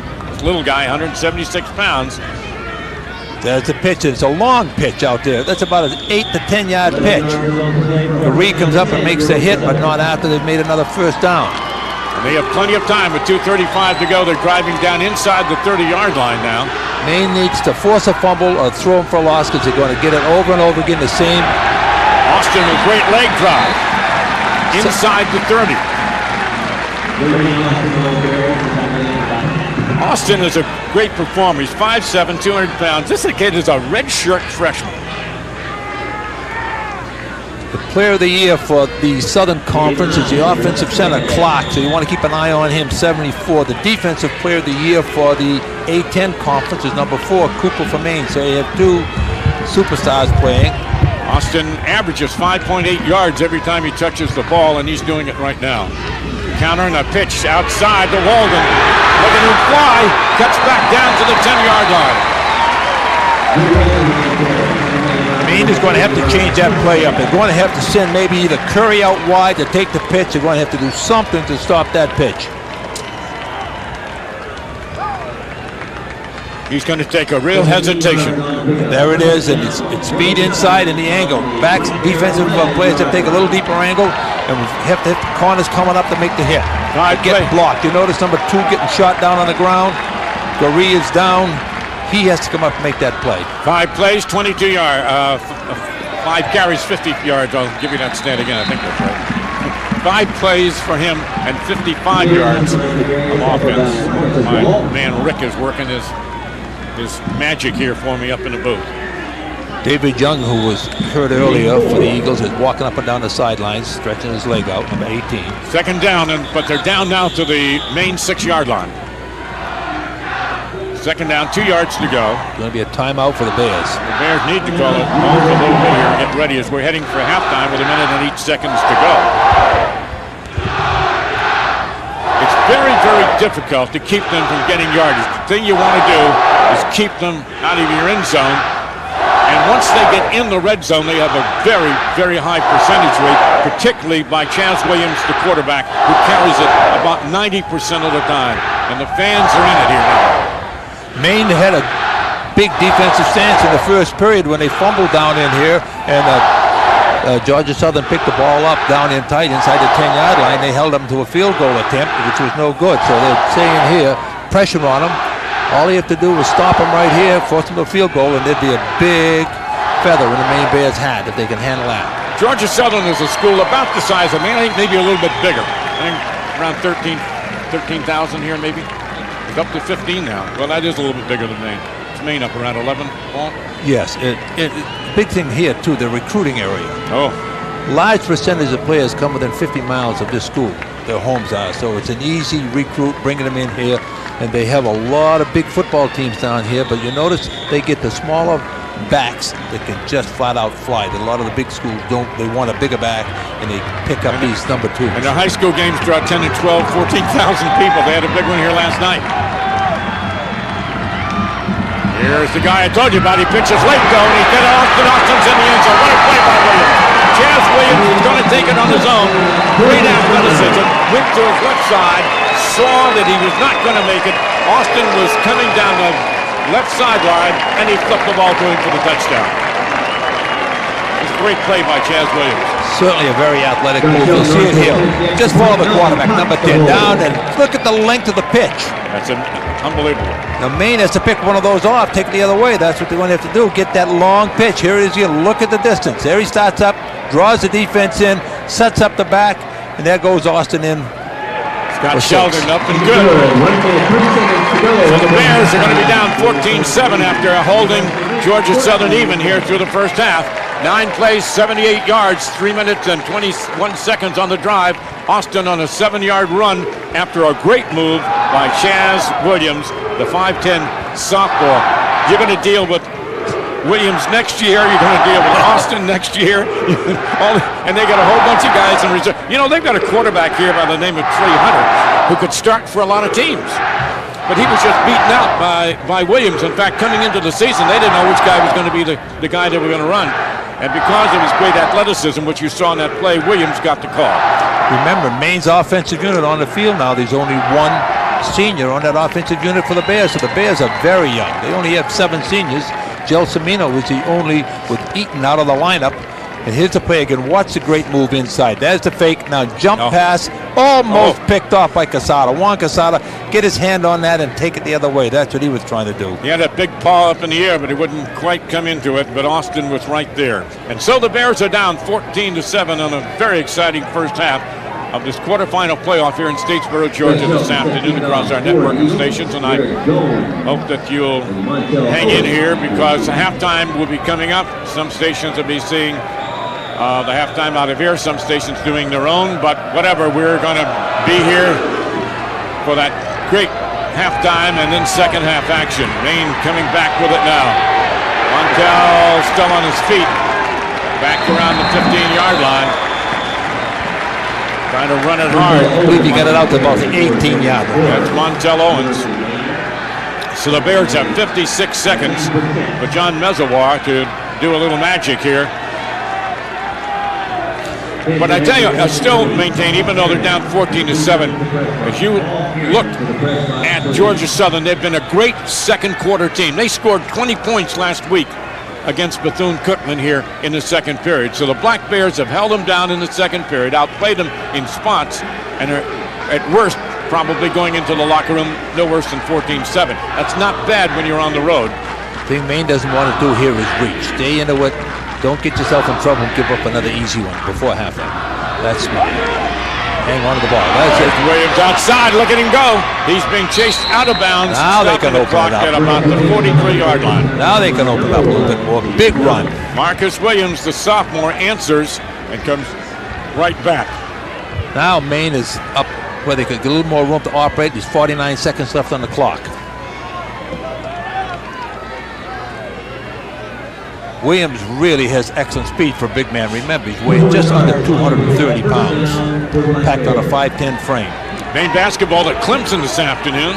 Maine women got a victory, I believe, against Akron last night. The Maine hockey team defeating BC on the road. Not bad. They're great this year. Well, it's a big sports weekend. Maine trailing 14-7 in this playoff game. Looking for Williams to go right side, ran into his own blocker. And he had a lot of people throwing a couple of extra shots over there. And we have a little scrum going on, and the officials break those uniforms up very quickly. Clock down to 30 seconds, and the Black Bears have a second down now and 10 yards to go. They're using a lot of time right now. Calling audible right on the line. John Mezawar is taking the deep drop. Found Ferrer at the far sideline. That'll be a first down. That'll take it down to the 46-yard line. That'll stop the clock, but it'll be started immediately once the ball has been spotted. Maine has one timeout remaining. There's nice ball delivered right on it. Good catch. He's going to spike it, yeah. So Maine uses that final timeout, taking the clock down to 8 seconds here. And they're going to have to play Hail Mary here pretty quick. He is strong. Mezawar has a strong arm. He can reach it out there. You never know. You've seen so many big games lately decided on a pass like this just for a halftime or at the end of the game. 5 for 13, 66 yards, the one touchdown. Great He had 2 drops. Collision catch. One fumbled, of course, and then 1 drop. All right, this may be the final play. Mesovar with the spread, and now we've got some whistles coming. Second down. They had the wrong down marker up. Okay. Oh, we're down south. Maybe they're going to put 3rd up there. Who knows? Maybe these Eagles are after us here, Rick. All right, Maine spreads it out, trips to the left side. Mesovar is going to take the deep drop. That line gives him time. He airs it out, sidelines. It's incomplete. They'll get another playoff. It was intended for Pereira at the far sideline. Well, that wasn't a bad play by Maine. What they tried to do is get that ball down in there around the 30-yard line so that they could then go to the end zone. Or kick the field goal. Yeah, which wouldn't be a bad option either with Mello. Mello had leg enough to do it. That's too bad because now it used it up on him. Used up the time. Now Maine. Well, how do they get another time? The scoreboard was wrong. They had one up before. Maine called timeout, and they have one up again. Now Maine calls another timeout, so maybe they gave us one. They're going to run a special play this time. You know what it's going to be. It's going to be bomb down to the end zone and see what can happen. It's going to be put that thing up and defense going back and prevent. If Pereira could have held on to that ball, then it would definitely been an opportunity to kick the field goal because it would have been a 40. I remember one year when I was doing your games, Walter, you threw the ball one year. I'm not sure what year was that you threw the ball. I forget. That was at halftime, Josh. So it was incidentally, on field goals, the first one was a spike, and it was not charged. That's how this whole thing comes up. Who has the longest field goal? Who's the kicker for Maine that has the longest field goal? Well, I'm not in my book, but I'm remembering Jack Leggett. Jack Leggett, the baseball coach over at Clemson. He was on the Maine sidelines last weekend. Players are very impressed with Jack Leggett. He almost got Maine a 15-yard penalty. What do you mean they're impressed? The official came over and told Leggett to shut up or get out. Leggett had the coaching pass, and he was down at the 5-yard line. All right, we have trips to the left side. John Mesovar, the sophomore, is going to air this thing out. The Bears are going to try to get one into the end zone. He's got some time. He airs it out toward the end zone. That ball is intercepted in the end zone. That's picked up by Whitaker, Aaron Whitaker, in the end zone to end the half. Well, he got it in there. Well thrown ball. Got it in there. Gave him an opportunity to make the play. Well, we have had an exciting time here in Statesboro, Georgia for the first half, and it's not over yet. Now the coach, Seawalk, is jawing the official a little bit. I don't know what he's upset about, but we're going to be back here and do a lot of halftime, either here, but Tim is going to be down on the field here in a moment, so we'll hold it right here and try to catch up with the coaching staff, and then we'll head for our first break here to our station. So long. All right, here's Tim downstairs. Thanks very much, George. Jack, you said coming into this game that you didn't mind bending a little bit, but did you bend a little bit too much this game so far in the first half, although you haven't had a lot of big, long touchdowns? No, we're 7 points down. We've been in this place plenty of times before, so we're going to go in and get some things corrected. We did do a nice job early on the fullback. They found a way now on the outside. We'll get some things discussed, some schemes going defensively to slow them down. There's a tremendous amount of, options they have in their attack. So we got to get that one cleaned up, and we will. And they forced you into a lot of passing situations as well. Well, but we got some cracks in there too against them. We're going to keep pounding at them. We're going to be patient. We're going to keep doing the things that got us this point. Two good second half teams. Good luck in the second half, Jack. Jack Cosgrove. It's down by 7 for the Black Bears. They've got some talking to do. We have too, as halftime is coming up in just a moment. Back to Paulson Stadium in Georgia right after this. Welcome back to Statesboro, Georgia, as the Black Bears have some work to do. Georgia Southern Eagles leading 14-7, getting ready for the second half kickoff by John Mello. Let's go back upstairs to George Hale and Walt Abbott. All right, Tim, thank you very much. Everybody's settling in here for the second half. We had some exciting things going on in that first half. In the press box, they were discussing how well Maine has shut down that scoring attack.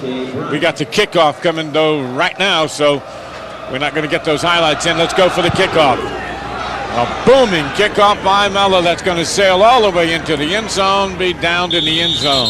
Well, that's a great kick. He had tremendous height on that job, George, his distance as well. Quickly, for those who are just joining us, Zareem Walden. All right, let's go to the stats. First downs, there it is, 14-8. But look at the rushing yards. They're a 400-yard team, and they got 225 against Maine in the first half. Maine got only 85. Passing yards, Maine a little bit better, 66-40. Total yards, 265 to 151. Maine did have the 2 turnovers. Time of possession is really a good thing for Maine. About 14 minutes against 16 is not bad at all. Now a little confusion and trying to run the counter there is Williams. He's going to be decked as we get the play going. One thing I want to point out, Zareem Walden's 23-yard run that Kevin McMahon scores for Maine.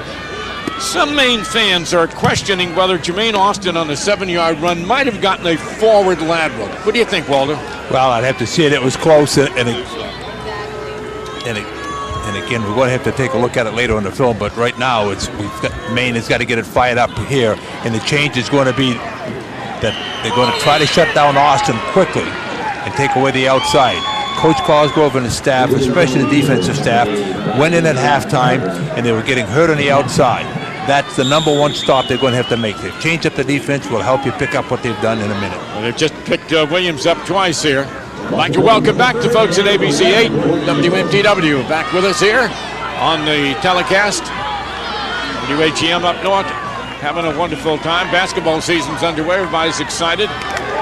Channel 8 Presque Isle, WABI TV, Channel 5 Bangor. We're all at it, and timeout's going to be called by Williams. They don't like what Maine's doing in defense. They've been confused in the first 2 plays, and he called a timeout when he saw that set. We're looking for a great second half here, so stay tuned. We're coming right back.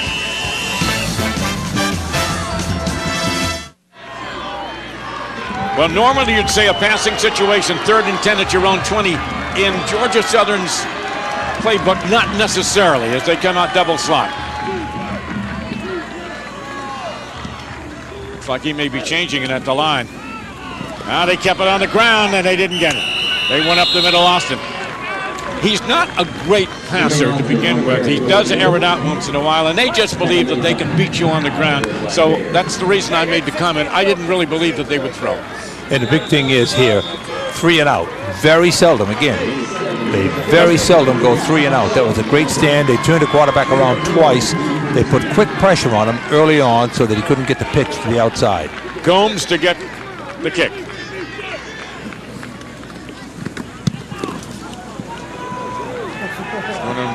Take it in. No, he never touched it. He never touched it. That ball is loose. Down around the 40-yard line. It goes out of bounds.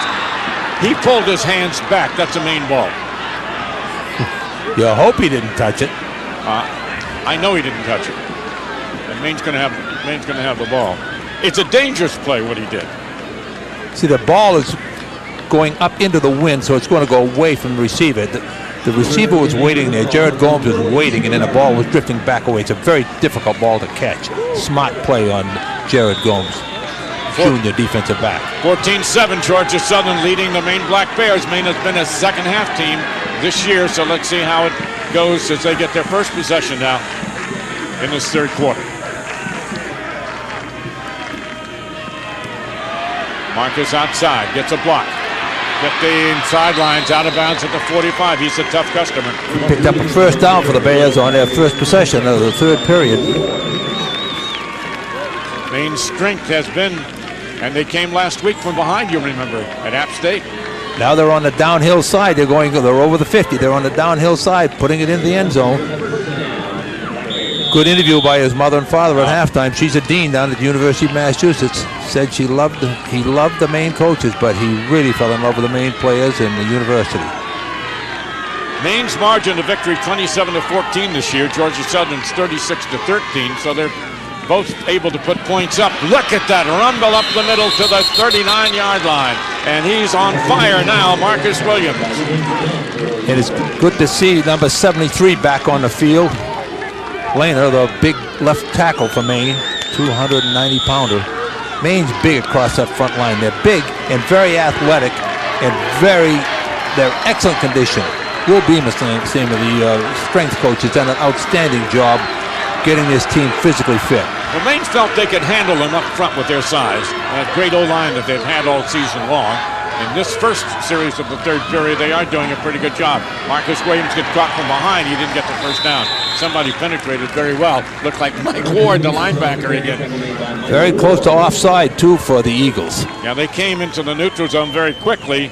Ward broke through, and he's nowhere near a first down. We were right on the line of scrimmage here, and I thought there were a couple of helmets that could have been flagged on that one. Georgia Southern won the national championship 85, 86, 89, 90, 99, and 2000. Big third down play for the Bears. This is. I talked a lot about that in the first half, and that has been a problem for Maine this year, although they're probably in four-down country. They do it about a third of the time. They need to increase that against this team here today. This is gut check time now, George. It's time to suck it up and get after it. Here it comes outside. Coming on the pitch outside of Marcus. He's going to be very close to the first down. I think if a decent spot, he'll have it. It's going to have to be a measurement, I would say. It's going to be very close. It is. Whitaker, the cornerbacker, and Joe Scott, the linebacker. I thought he made it. He did. They're moving the chains. First down for the Black Bears. This would be huge to be able to come out and put one on the board right now. First possession of the third period with the Bears trailing 14-7 with 11-17 left in the third period. An equipment problem on the cornerbacker, and they've got to bring him out and check him very, very, very quickly here.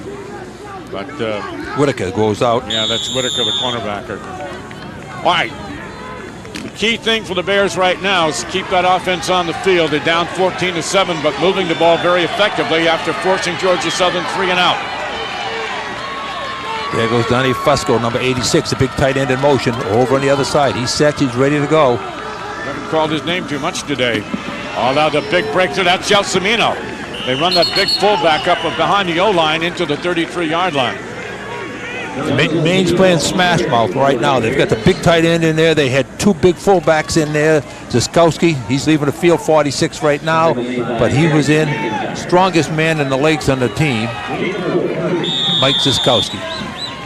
Squatted over 600 pounds. That's like a pickup truck full of green lumber right on your back. I saw you talking to his dad this morning. You were trying to get a second breakfast out of his father. Maine doing a lot of shifting. They get a little dizzy here. I guess they're going to settle down into a straight eye. And they try to open it. Here's Marcus to daylight. Down to the 20-yard line. Saving tackle by Jimmy Young. That's been Maine's trademark all year. Just beat him up and get after him. Now, without Jake Eaton in there to give the great passing attack that Jake had, Mezoir is doing a wonderful job. He's staying in control, and you got to give Bob Wilder a lot of credit. Get the ball in 21's hands, let him do it, throw a pass now and then, and they're playing real fine football. Well, Eaton threw for 1,849 yards, and you've lost that coming into this game, or any game. Williams now 34 yards on this drive alone. Marcus is 34 yards and taking charge of the offense, trying to carry Maine on his back again. He's got the ball back, cuts right. Nice cut. They read it fairly decently. He made a tremendous cut, and coming on to make it was David Young. David Young made an excellent open field tackle. You take Williams down one-on-one. He hit him in a slight angle there rather than head-on. But David Young is that strong safety I told you about. He got banged a little bit in the game earlier. He's a preseason All-American. And it took his talent to stop Marcus that time because he made a great cut right. And he's big. He's 210 pounds for a strong safety. 6'2". Big, tough, strong safety. All-American candidate. Second down, 7 yards to go for the Black Bears, trailing by 7, but a solid drive for Maine here in this playoff game. Williams in motion. It's a new wrinkle. Breaking down on him. Maine delay a game. I believe it was the clock ran out. The clock ran out. The youngster didn't get the play. Delay a game. What they had was what they had for a play was a design quarterback draw. They sent the tailback in motion that you see very seldom, and Mezoir was going to come back like he was going to throw the ball and then hit a design draw up the middle. The play was opening up, but they just ran out of time. And you got to wonder whether Big Fusco is going to be involved in the end zone here sooner or later too. And use his size. He's 6'5", big tight end. They've used him before. And let's see, it's second down now and about 12 yards to go. And again, that motion with Williams, which is a little bit of a wrinkle. And that's, well, it's almost the same play again, only goes outside. He's not fast enough. They're going to stretch it out. He's not going anywhere. And they tried to come back with it. And they smell that one immediately. Large crowd on hand, although not capacity here. Capacity is 18,000. They were anticipating 10 today. Actually, I'm a little surprised. They only drew 7 last week. Maybe the students were away or something. They're supposedly at 10 today. And if they get any further along the line, they might put the 18 in here. This is football country. Maine with a 3rd down. Critical down, but they're, of course, in 4-down country unless they go field goal. Azawar looking. He is incomplete. No flag. He's looking. He's looking. Ronnie Abrams broke it up. It was intended for McMahon. Now let's see if Maine decides to put it up in the air, and I think they will. Western Kentucky, Western Illinois tied 7-7 in the half. Marshall leading Toledo 7-0. Mensah can definitely reach.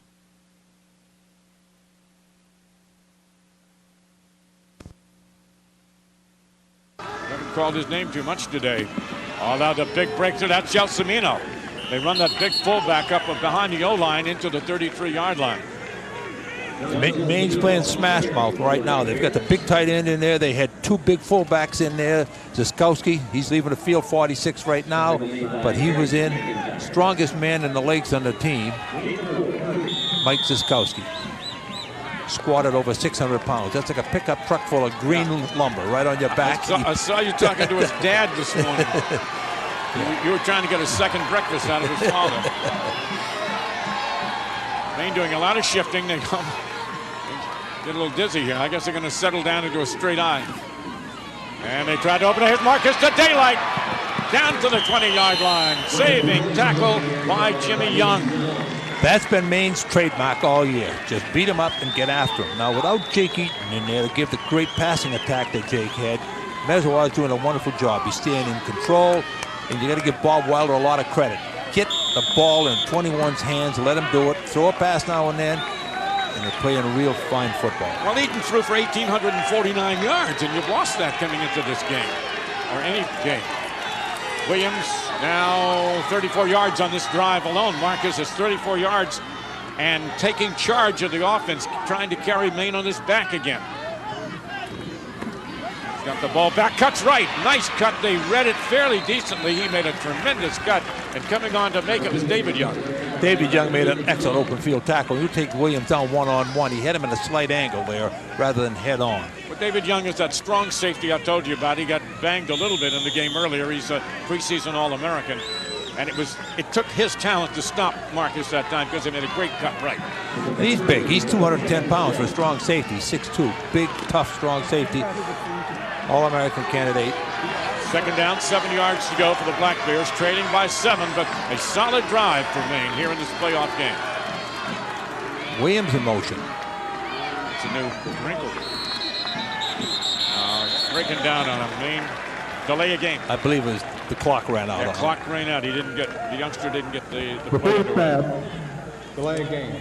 What they had was what they had for a play was a design quarterback draw. They sent the tailback in motion that you see very seldom. And Mezzawa was going to come back like he was going to throw the ball and then hit a design draw up the middle. The play was opening up, but they just ran out of time. And you got to wonder whether Big Fusco is going to be involved in the end zone here sooner or later, too. And use his size. He's 6'5", big tight end. They've used him before. And let's see, it's second down now and about 12 yards to go. And again, that motion with Williams, which is a little bit of a wrinkle. And that's, well, it's almost the same play again, only goes outside. He's not fast enough. They're going to stretch him out. He's not going anywhere. And they tried to come back with it. And they smell that one immediately. Large crowd on hand. Although not capacity here. Capacity is 18,000. They were anticipating 10 today. Actually, I'm a little surprised. They only drew 7 last week. Maybe the students were away or something. They're supposedly at 10 today. And if they get any further along the line, they might put the 18 in here. This is football country. Maine with a 3rd down. Critical down, but they're, of course, in 4-down country unless they go field goal. Azawar looking. He is incomplete. No flag. He's looking. He's looking. Ronnie Abrams broke it up. It was intended for McMahon. So let's see if Maine decides to put it up in the air, and I think they will. Western Kentucky, Western Illinois tied 7-7 in the half. Marshall leading Toledo 7-0. Mensah can definitely reach. It's a holder here, and Mello can definitely reach from here. He's got a strong leg, a slight wind to his back. 41-yard field goal coming up for Mello. Good snap. Ball is up, carrying, and it is wide right. No good. Oh, each team has missed one. However, that was a great offensive drive for the Maine Bears. It gave their defense a good rest. They gave them 3 and out last time. Maine's defense made that halftime adjustment. So let's take a look at how they're going to go after the quarterback and see if they can shut down the slot backs on the outside pitch. The crowd now into it a little bit. You're watching NCAA Championship Division I AA football, the quarterfinal round game between Maine and Georgia Southern on WABI TV 5 Bangor, WAGM 8 Presque Isle, ABC 8 WMTW Portland. Juan Quesada making a play from behind. I'm impressed with what I've seen so far in this second half with Maine's defense. They're really putting the pressure on the quarterback. They're going to corral him, keep him inside the tackle zone. Black Bears more or less dominating the first 5, 6, 7 minutes. We're down to 7 minutes now. But they will throw the ball. They don't do it a lot, but they will throw the ball. They put Irby in there as a wide out. Here comes the late pitch, and Maine reading that well. And coming on to the near sideline is Myers, and Maine stretched that out nicely for the first time today. They really stretched this slot man out. Yeah, they've done a great job as far as forcing the pitch, and then they hit 2 people out on him that time. And that they must shut the corner down, or it's going to be a tough thing for him. And Williams is putting the pressure on right now. It's 3rd and 6. Okay, Walter, I just got to note that Derek Owens, the reason I gave you the new receiver, their best receiver, is out for the rest of the game. He has a knee problem. Yeah, I saw him on crutches on the sideline. All right, so that's the reason they have brought in subs, and Irby has come in as one of them. They'll bring some others in too. 3rd down. They give it up to the fullback, Austin. Austin close to the first down. I'd say he's got it. Austin averages 5.8 yards a carry. He averages 95 yards a game. As a first down, he's gained 1,157 yards coming into this game. This kid is just, you know, you look at those slot backs that they have, and you've got to know the recruiting staff did a marvelous job here, because Williams, the quarterback, is really a running back, averages 5.1. Austin 5.8. Myers averages almost 12. Walden averages 11. Anderson can get you about 16, although he doesn't work as much. Here's a quarterback draw. Look at his moves. He slides at the 42-yard line, picks up about 8 yards on it. That was designed. Chaz Williams took 2 steps back and then came forward on the draw. He was trying to look for his wing back down the field. He was well covered down there. Good pressure on the outside.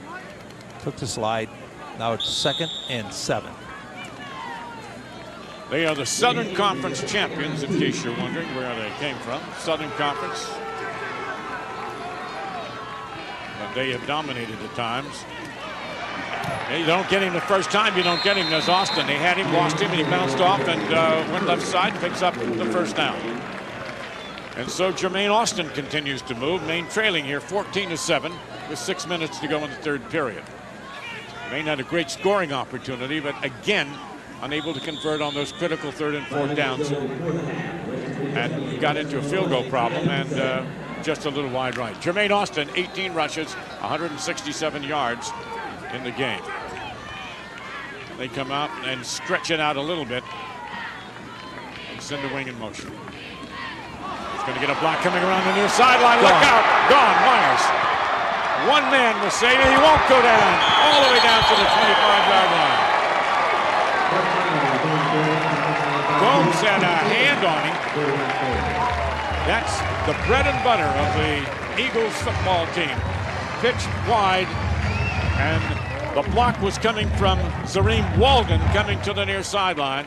And they now go down into tough country as they're going to mark him down at the 25. As they get down toward the red zone, you're going to see Chaz Williams take over a lot on his own, although Maine has done a good job on him today. He had excellent downfield block, and they got McGowan blocked out. Gave him a running lane back up inside, which he took advantage of. Maine missed a tackle, and then he was off another 10 yards. Austin breaks outside. He's hit hard, but he did get some pretty good yardage as McGowan came up and submarined him.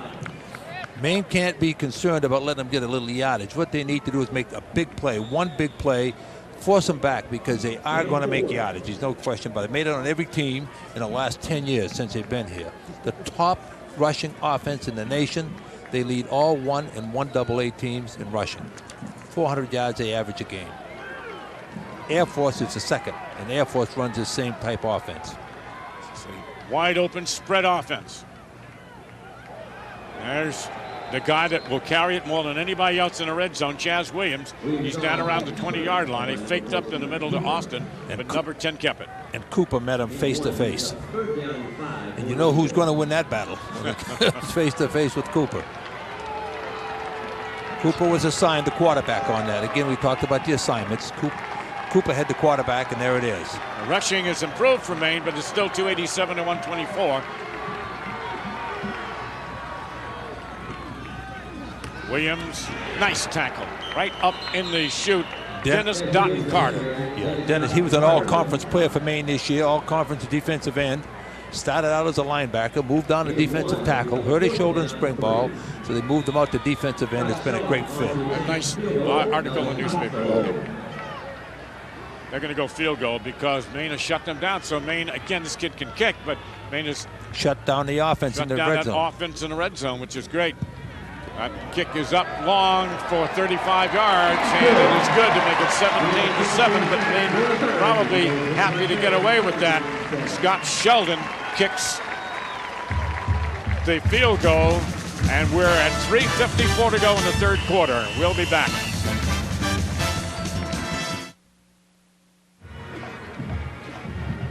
(17-7), the Black Bears down by 10. 10 plays, 57 yards, 54 yards on the screen, 3 minutes and 54. Sheldon, 36-yard field goal officially. Argue over a couple of yards. High end over end kick. He's going to grab it. Owens, 15-20. Breaks outside. They've got good pursuit down to the 25-yard line. Coming up this month on TV5 News at 6, you can join Amy Erickson as she goes toy shopping for the holidays. Tries to save a little money and get great gifts. Keith needs that. Plus, live from Antarctica, updates on the UMaine expedition to the South Pole. That's where we are almost near there. The Maine Bear fans want to take a good look at 33, Montel Owens. They're going to see a lot of him. He's a true freshman, great student, outstanding leader on campus, and he's going to be a truly superior player in the backfield for Maine. Will Maine go with Williams, or do they put Moma in there? They sometimes alternate. Williams was so hot on the last drive, and Marcus is back. Reservoir throws underneath, incomplete. Flag down. He got in there a little early. And I think that it looks to me like David Young just got him a little early. Let's see if that's the call. Reservoir forced upstairs maybe a little bit. The coaching staff trailing by 10. Gelsomino is a big target, and it's hard to defend him like that coming from behind. Pass interference. That's what it was. On the defense. First down, spot of the foul. Officials doing a good job here today. That wasn't a bad penalty. It's only about a 4-yard gain. But again, it moves the chain. Another first down for the Bears to keep them rolling. Time of possession for the Bears has been decent in this ballgame, something they wanted to do. But they need 10. They're in to the point of the game where they want to get a little tighter. Maine's got the 2 big fullbacks in the game right now, looking for a power offense. Williams gets it, sticks his shoulders, squares up. He's a great running back. When he saw the contact coming, he squares up, drives it to the 38-yard line. One thing to follow in the game is watch the offensive linemen for Maine finish their blocks. That means they get the first block on the way to the second block. One of the great things that Coach Matt Griffin does with them in the offensive line is to talk second effort. And if you follow the Bears in the shirts out there, the white shirts, those interior linemen, you'll see them flying around after the first block. 8 second down.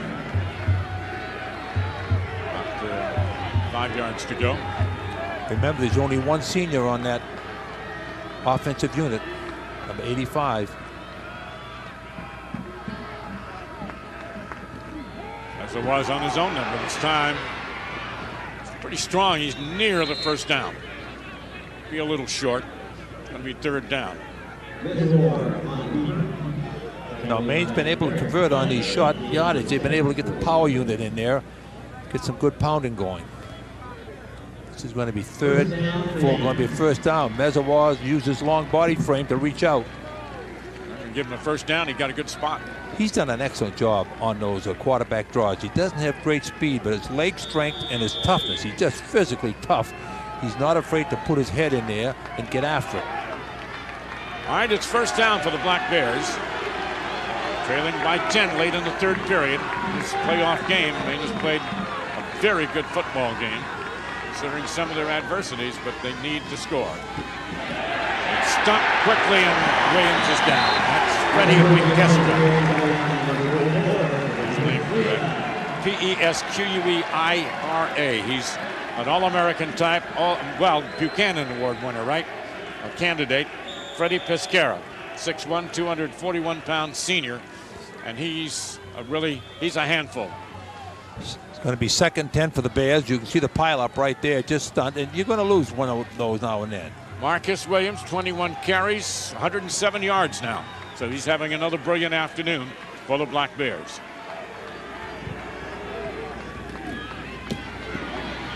Coming up the gut again to the 45-yard line, where it's going to be third down. Third and probably 8, looks like. This field in Statesboro, Georgia, if you've ever been down in Georgia, is about 40 miles from Savannah, and it's up I-16, and then you come over and you go through the cotton country. We had to pause a little bit because Walter Abbott got up and picked cotton. He said he did that in Rumford when he was a young boy, so we let Walter pick cotton today. And so, Carol, he's bringing you home a whole bag of it. You can make a sheet out of it or something. The only thing they picked in Rumford was paper, and lots of it. It looks about the same. Oh, it looks the same. All my good friends over in Rumford. Well, there he is. Why he's got wide open field. Sticks his head down and not blessed with a great deal of speed. Didn't get to the first down. He gets to the 50-yard line, stopped by Derek Butler, the linebacker. Somebody's lost a helmet out there. Lose a head. He doesn't have great speed. Otherwise, he'd had that first down. Marshall over Toledo, 14-0 today. Navy beating up on Army, 58-13. Go Navy. I'm on with that. Miami, 35-21 over Virginia Tech at the halftime. All right, Mello to punt. Nobody's back. Nope. Didn't send a single guy back. No one's back deep. They're going to try to block it unless somebody jumps out of there quickly. Well, they're in a return. Sent nobody back. That ball's going to bounce around. That's an interesting call by the coach. Back to the 15-yard line. Yeah, they didn't really try to put a big block on it either.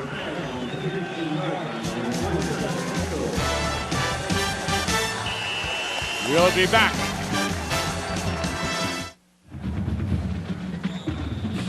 Well, you need a big defensive stand. With 5 seconds to go, you're down here 17-7. If you ever needed 3 and out, this might be the point in the game where you want it. Straight up the gut. They're not ashamed to come up with a fullback up the middle. For a small back, he certainly has a lot of leg drive and power. And it's just nothing fancy in the blocking either. Okay, that's the end of the period. Got one play in. It's 17-7. The Eagles over the Bears. We've got another quarter to go, so hang in. We'll be right back.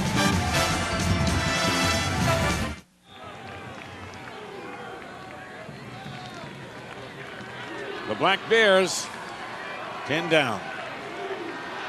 Second down, 5 yards to go. Again, playing very tough up inside the tackles. They've done an excellent job, as good as anybody in the country's done against this offense as they come back up with Austin. They don't throw the ball a lot. In fact, Williams coming into the game, Chaz had 7 touchdowns up for the whole season. With 822 yards, he had only thrown it 79 times, only intercepted twice. It's a run offense, an 88 to 90% run offense, but they can hit you to the ears. They proved today. They can hurt you at times.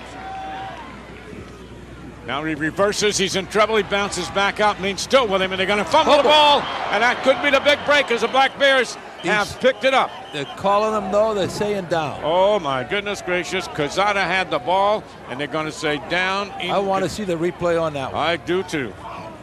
And Jack Cosgrove wants to see the replay, too. I have fears of it. Oh, I don't know. Claudy, Miss Claudy. Well, it's going to see it right here. Oh, he was. I think that was a little home cooking. That's grits. Like that's grits. That's nothing but grits. That's home cooking. Oh, my goodness gracious alive. High punt. Stay away from it. Stay away from it. Get away. That hit a Maine player, but it came back to Maine. It hit a Maine player. It bounced, hit a Maine player. Now they're going to overrule him. Home cooking is continuing. It's going to go back to Georgia Southern. Robinson. D. Robinson. It goes back. When that ball is bouncing, get away from it as far as you can. It hit two players. One of the players, the second player was Maine. That was you're going to see the ball come off his back, Mo Garlick's back, I believe it was 25. And they get the ball at the 45-yard line. One official went one way, one went the other.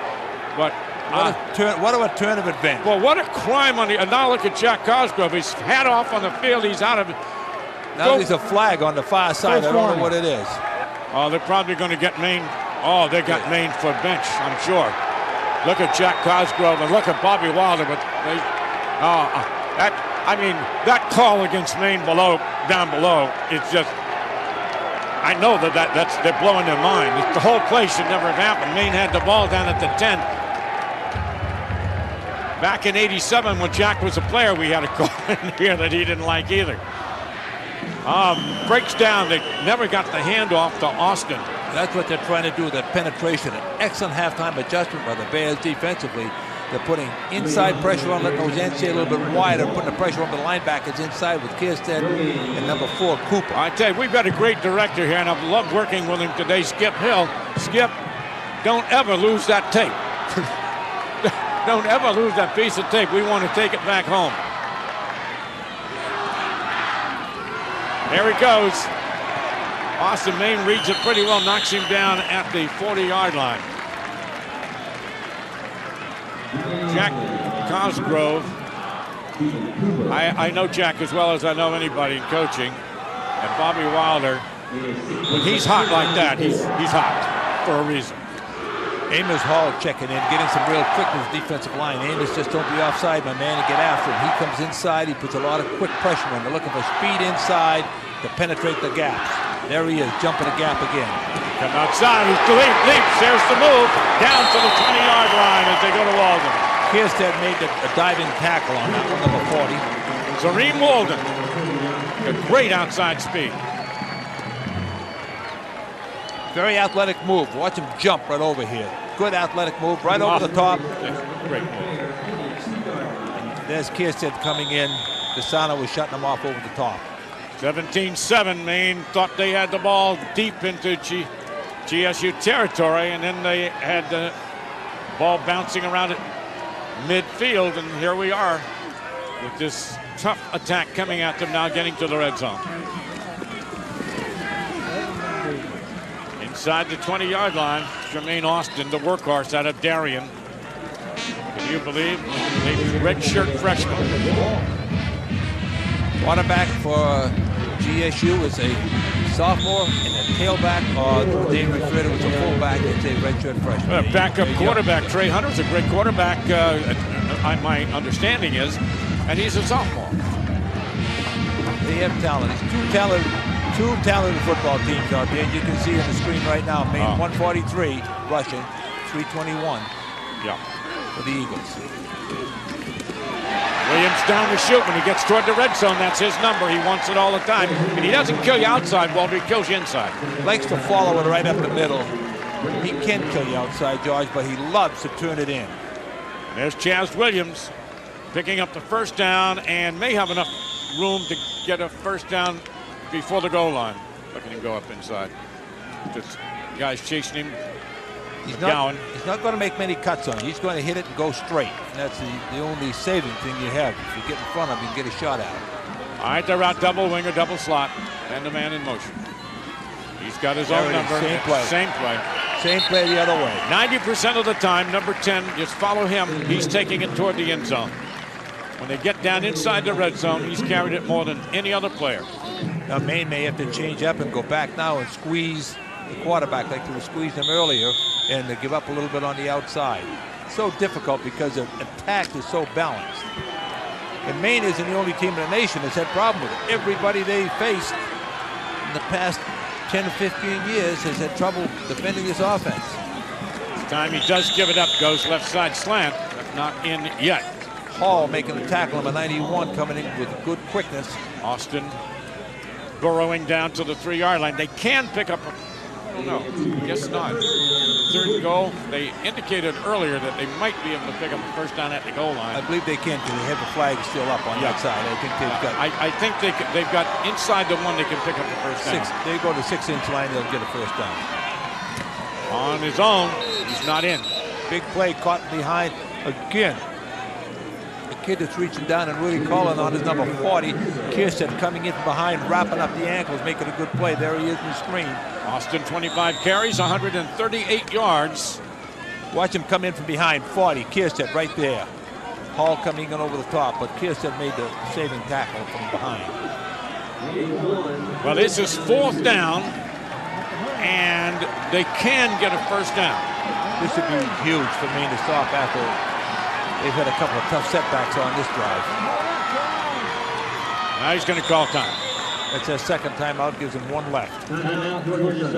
Well, with time called, we're at a dramatic point of the ball game. Maine trailing 17-7, and they're on the Maine goal line on fourth down. We're coming back. Hang on. Critical play coming up now. Fourth down, not goal. Fourth down, 1 from the 1.5.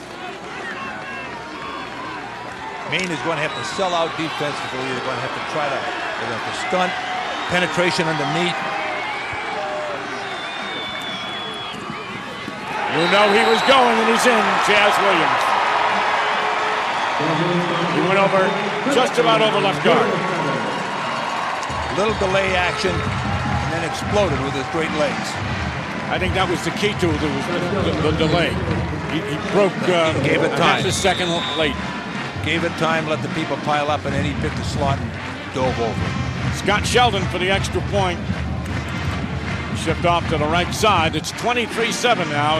There's some distance now between Georgia Southern and the Black Bears. Number 10 that you just saw score is the rushing leader for consecutive 100-yard games of any quarterback 1AA history.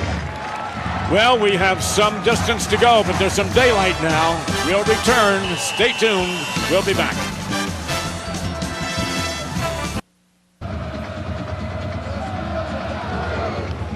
Here we go. It's going to come back, and Maine will run it back from the 5-yard line. Montel Owens to the 20, spins on his feet and over the 25, out to about the 28-yard line. So the daylight makes it 24-7 now, as that drive, which was very interesting, which took 9 plays, 45 yards. The elapsed time 4:15. Williams, the quarterback, 2-yard rush over the left side, left guard. And the Black Bears now have got to do some work in a fairly large hurry here. And here's where you're going to have some problems trying to play catch-up. Maine's going to have to put the ball in the air. And this is going to get yourself in trouble without your real veteran quarterback in there. Meswar's done an excellent job. Yes, he has. But it's a lot of pressure on him right now to bring this team back down this way and have to throw the ball into play. He drops it off. There's Gelsomino, a big burly guy out of the backfield to the 40-yard line. That was the first pass completed by either team in the second half. This has been a, as Walter likes to call it, a smash mouth ground attack. It's the old style football, 3 yards or 10 yards in the cloud and dust. Look at the great protection up front. Look at those big butts down, the shoulders up, arms out, and then you get the 250-pound fullback out in the flat picking up the first down. On a chilly afternoon, and the Pre-Christmas rush down here in Statesboro, Georgia. The Bears are trying to pull some magic now. They got 9 minutes to do it. Their young quarterback throwing it out long. And that's got to be a flag. There's got to be one called on that one. Yeah, there was a hug. Ronnie Abrams was asking him for a date. He was hugging him all the way down the sideline. I thought he was trying to pick his pockets. He had both hands wrapped around him. That's Kevin McMahon, who's been involved in one earlier on that. Goodness gracious. And the crowd's upset. The crowd's crowd is upset here in Georgia. Look at the flags come out. 4th of July down here. Pass interference by the defense. 15-yard penalty from the previous spot. Automatic first down. You know, you can't win with this crowd. Not happy with that. I'd do like to be up a couple of touchdowns down here and have the officials make a call like that. Hey, I did Tampa years ago. I understand the whole game. I was at that one. You know that. I was coaching back then. My. It can happen. All right, first down at the 44-yard line. Mesavoy now looks to swing it out. Now he's got a man up. Pereira. It's an incomplete pass. That's not a fumble. He never had control. He had a man on his back, Stokes. And it's a good defensive play by Stokes. He never had possession of the ball. Crowd yelling for fumble. That's an incomplete. Another excellent throw by Mesavoy. Right in front. Led him right. Watch the delivery right there. Pushed it right in front of him. There it is. Catch the ball. Took his eye off. See him? He took his eye off, looked up at Young. Number 1, Young was looking right in the eye, and he had the ball. Second down for the Bears. A lot of time, 9:22 to go, but they need to put something in that end zone fairly quick.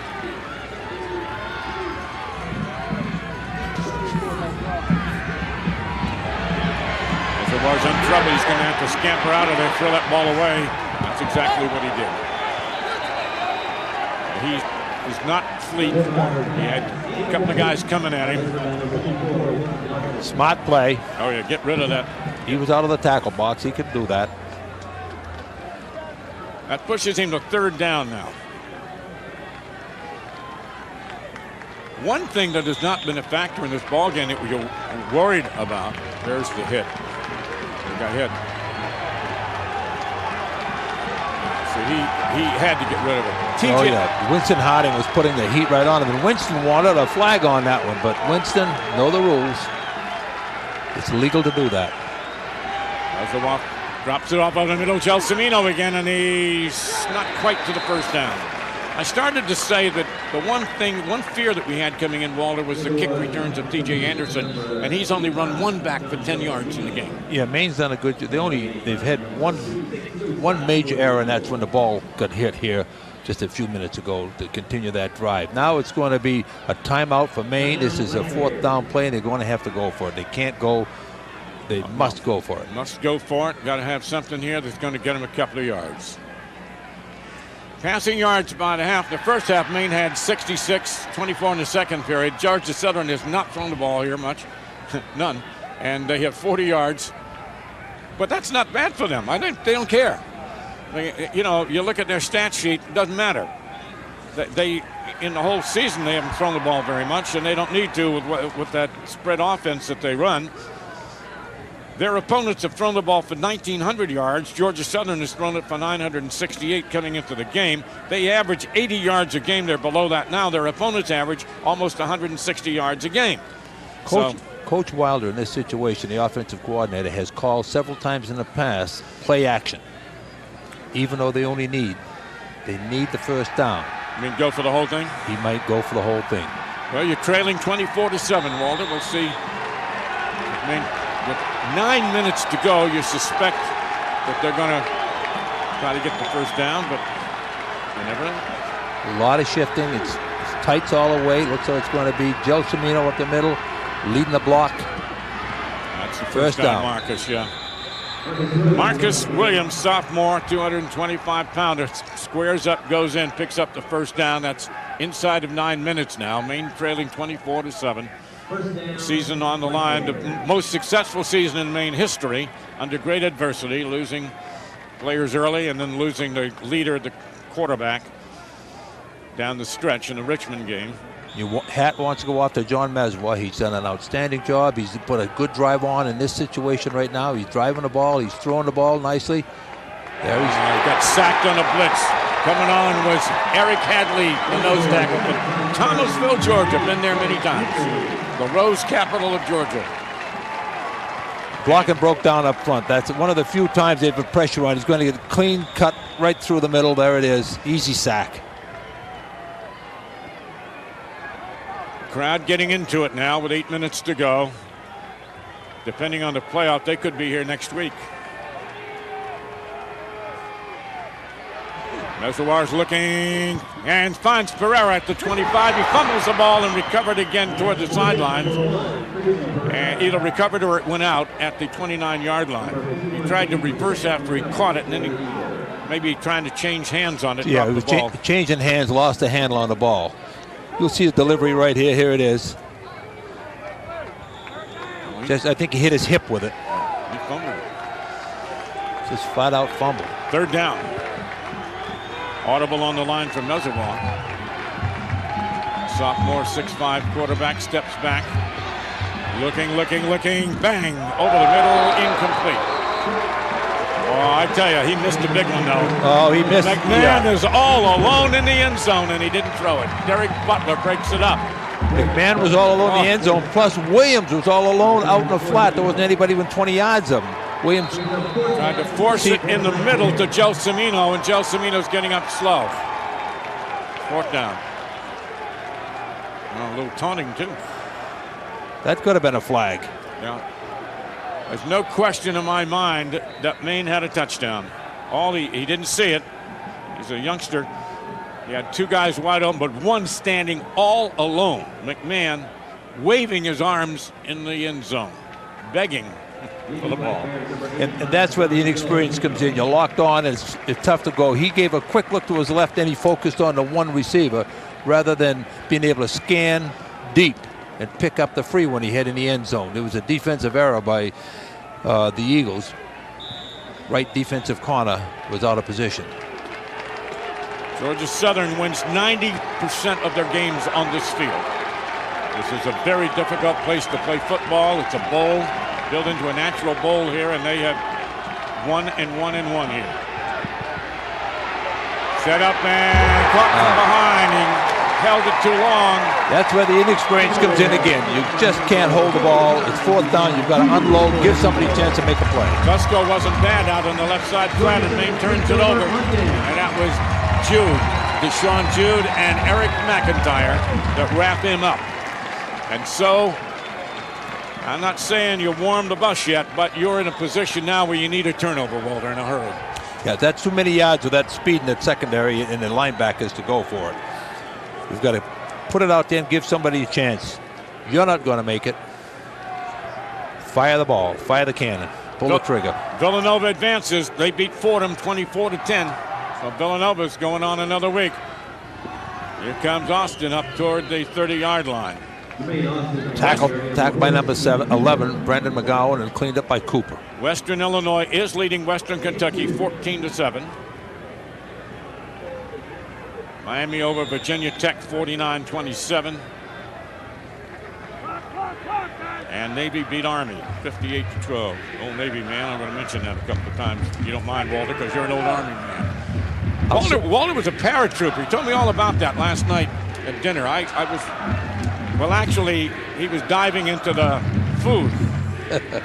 Here they go outside again. Yeah, that's where they do it well. And here comes Sareem out to the near sideline. Sareem Walden out toward the 40-yard line. They have great outside breaks on that pitch play coming out the slot at the near sideline.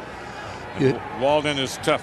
You have to give a lot of credit, Georgia Southern. They really love the football. They put a lot into it, and they are national champions. They've had 6 national championships.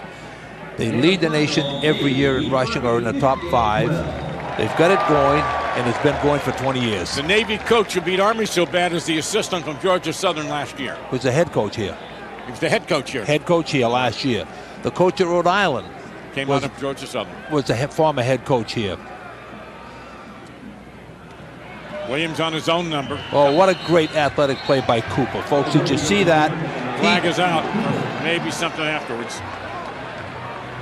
Number 4, Cooper, right all over him. If we get a chance to replay on this, look at the bottom of your screen, if it shows. There he is.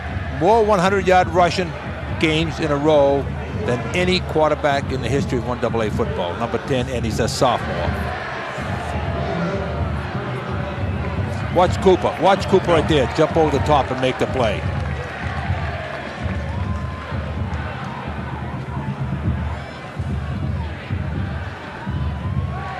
Flags were down. They apparently were offsetting.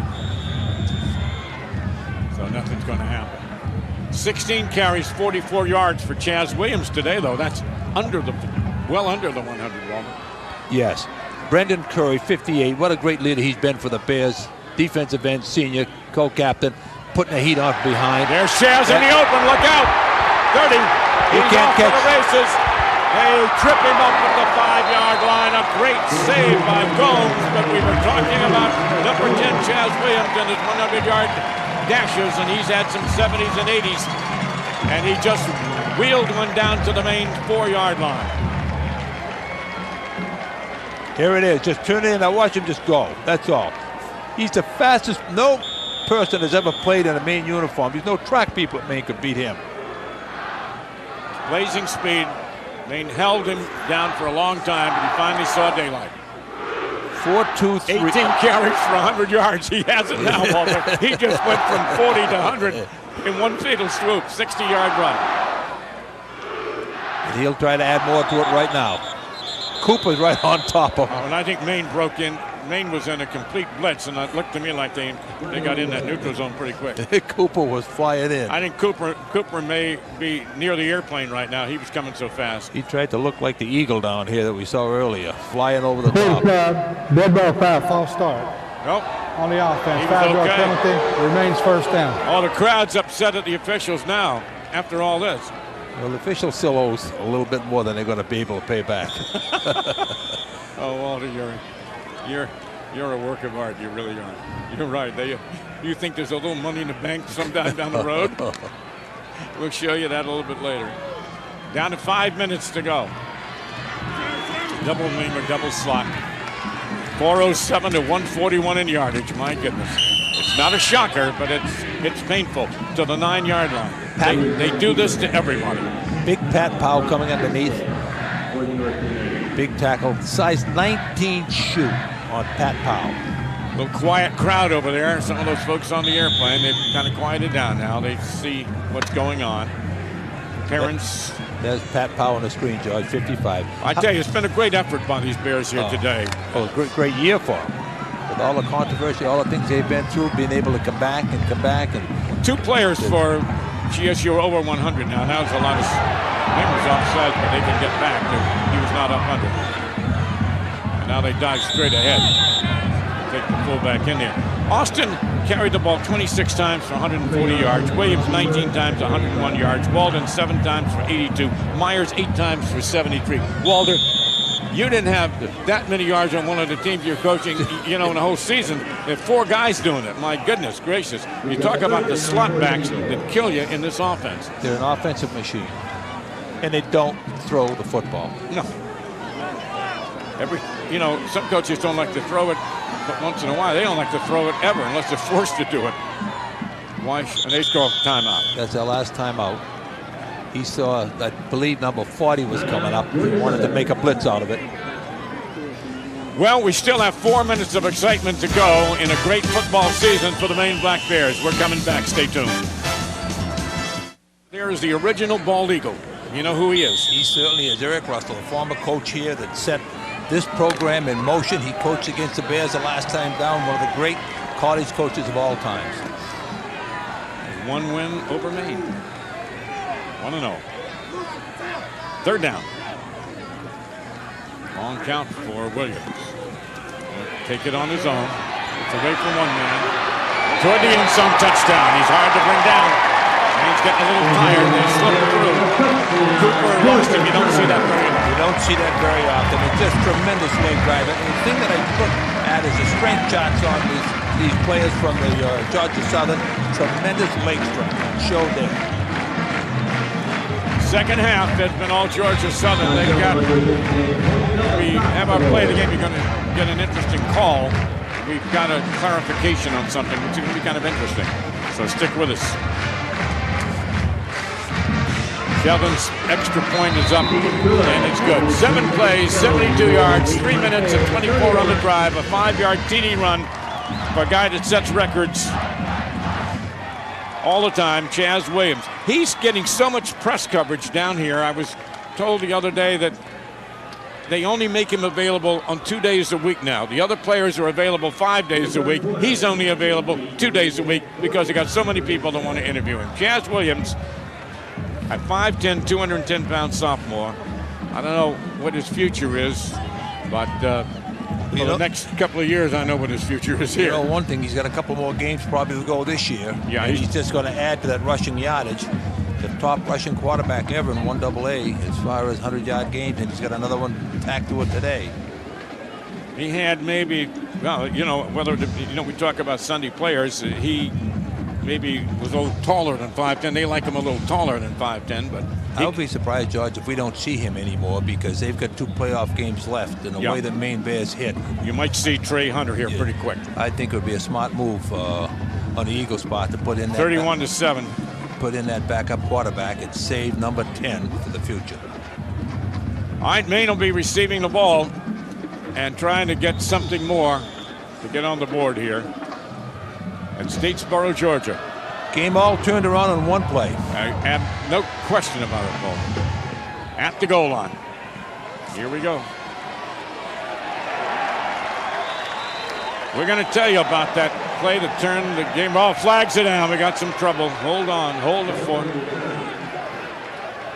A little scrum going on out there. Some temper started to fly, and boys will be boys.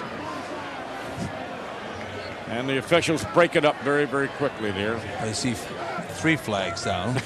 Everybody that had one threw it. Personal foul. Going to go against Maine. Only?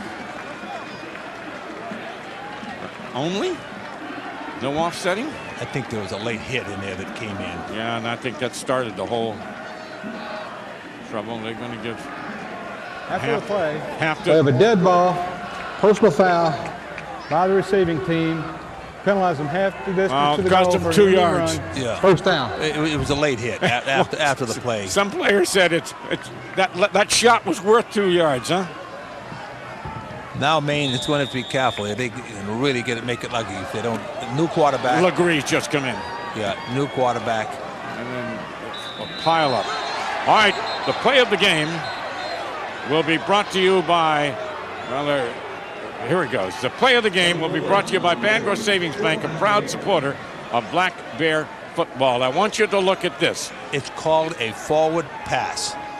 Can you imagine that? Watch it. It's called a forward pass. Oh, it was painful the first time. It's worse the second time. Maine's ball. And it turned the game around. On about the 8-yard line going in a 14-7 game. And here comes the punt, and that's the other play of the game, and it came down. The play after that. And the play after that, and it turned the game right around. Good job, Skip. All right, down Maine goes, putting new people in the ball game. MoMA comes in. How, Walter, I've been around this game long, but you know more than anybody else I know. How can you call that a forward pass? Well, George, you just put it bluntly, you can't. That was called by the lines person, and he just absolutely flat blew it. And that's why you love instant replay, because you lose something because of that. And all of them. You just say it's 31-7, but I want to tell you something, man. That turned the game around. Maine was going to have the ball on the 10-yard line. 10-point game, and they had the ball inside the 10 going in, and they had been moving the ball on the ground. You can't give a team like Georgia Southern breaks. You pump new blood, new oxygen into them. MoMA comes out to the 10-yard line.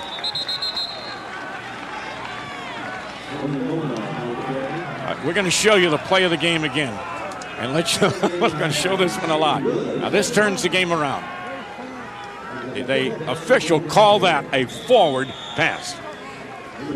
I will just, on 4th down, Maine will have to punt. I will drop. Right, this punting out of the end zone. That's going to take good coverage. Drop the case. All right, from the end zone, Mello standing back. Mello's had a good day of kicking, getting the ball up, getting good height on it. Look at that one, George. Beautiful punt. A great punt. All the way back to TJ. Beautiful punt. Look at the coverage that Maine's going to get on that, and they're going to down Anderson down at the 45-yard line. A brilliant punt by Mello. There's a flag back there, too. I don't know what it is, but it could be against. Well, he was not roughed, I'll tell you that, because I watched him. It's back at the line of scrimmage. I believe it was against. Is it a tripping call? I have no idea, because I watched the attempt at the blocking it, and they did not rough him. Captain Curry's going out trying to get the call to see what it is, and Maine will refuse that. Well, unless it would give them possession. Well, yeah, but I don't think they'll have to measure. They're looking at it, what it's going to be. If it's a 5-yard, it was 4th down and 4. It would give them possession if they. So we'll wait and see. It's going to give him a 1st down, I believe. It's going to give Maine a 1st down, I think. The defense. 5-yard penalty is enough distance for a 1st down. It's going to give Maine a 1st down.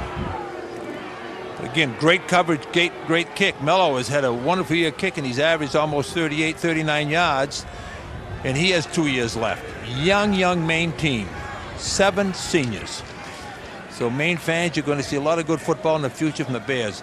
Coach Cosgrove and his staff have done an outstanding job, and you've got to give a lot of credit to the athletes, what they've done. And they'll get it put together now with a big recruiting year and be ready to go again. You got to know one thing, and you got to feel sorry for one player today.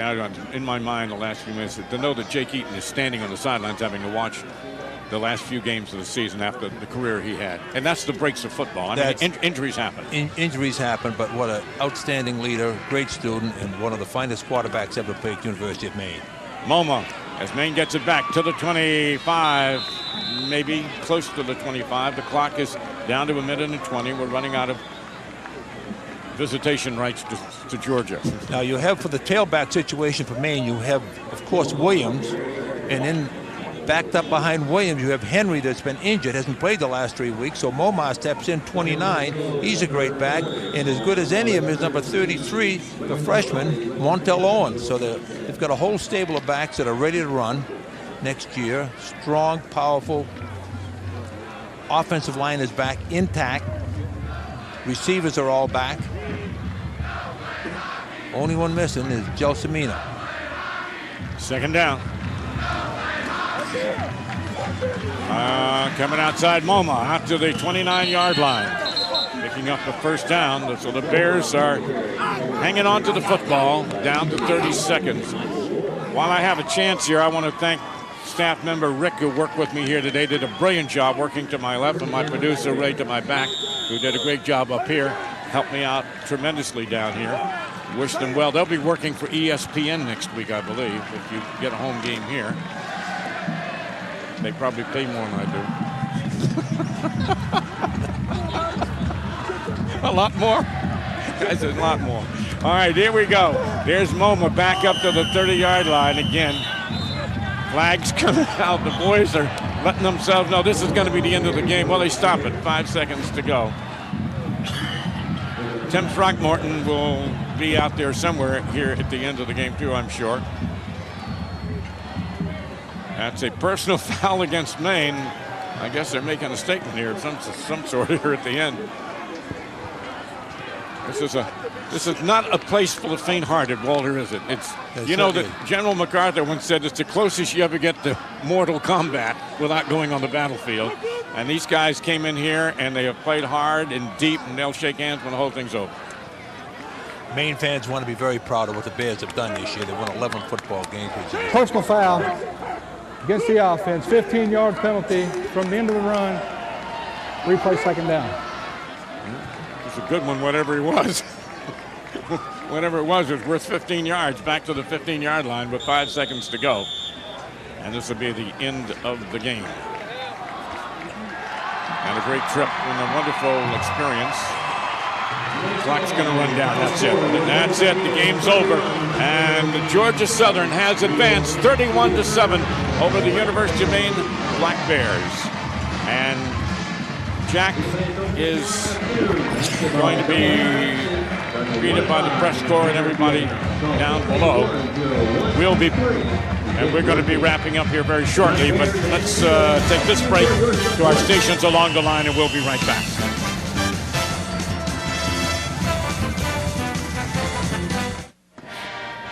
Okay, will do. All right, the final score, 31-7. Maine's season is over. And standing down below with hopefully a happy coach in the sense of the way his team participated today, Jack Cosgrove with Tim Throckmorton. Thanks very much, George. Jack, first of all, it's amazing what one play can do to turn around a game. And I tell you what, you do not want to see the replay on that play. Well, I'm sure we'll find some other plays too that we didn't execute and do the things right. But that's the way football goes. Sometimes we got to live with it and learn from it and grow from it. You can play an option team and still not be able to defend this Georgia Southern team that's just amazing at that attack. Very good. We knew they had a lot of ways to hurt us. They found ways. They coached very well. They found schemes. They did things to get their pitch game going, probably better than they had mostly throughout the season. You saw us kind of do a good job with the fullback and a good job with the quarterback, in reducing their yardage and their touches, but they got the pitch game going and hurt us. For the second year in a row, you set a new standard for Maine football. It's hard to think about that right now. What are you going to do when you get in there and talk to these guys that have to say goodbye to this terrific season? Well, we're still not there yet, and we got to keep working, and we got to learn from the guys that are leaving and keep passing on the torch and hoping that we get opportunities like this down the road. This was a great challenge to us today. I'm proud of our guys, and certainly we don't have to hang our heads over anything, but we're not finished. We got unfinished business in this playoff deal, and we just got to get back to work and get here next year. Thanks very much, Jack. Terrific season again for the Black Bears, who ran into a juggernaut here at Georgia Southern. They put up 31 points, and Maine just could not answer. Let's go back upstairs to George Hale. All right, thank you very much, Tim. Well, I've been with Jack Cosgrove as a player and as a coach. Walter, you have too. I just hope that this guy, who's going to be at Maine for a very long time, amazingly, Jack Cosgrove doesn't even have a contract. I hope there's some negotiation going on somewhere. Well, I would hope so, too, because Jack Cosgrove is one of the great coaches in 1AA football today and in college football, and he's going to be a hot commodity. So I hope University steps up and gets after things in a hurry. I tell you, there's some people will be looking at that. Well, he's a fine example of what a coach should be. All right, the CES Maine player of the game, and it's a quick unanimous vote. It's going to be the 21-man. Marcus Williams has another great performance. He can go any which direction he wants, and when he squares away Walter, he does a great job. Main player of the game brought to you by CES Civil Engineering Services, engineering ideas that are right for Maine. He's an outstanding athlete, scholar, and he's going to be terrific for us. Marcus Williams out of Amherst, Mass., and we love it. All right, we will have a quick wrap-up when we come back. We will be taking this final break.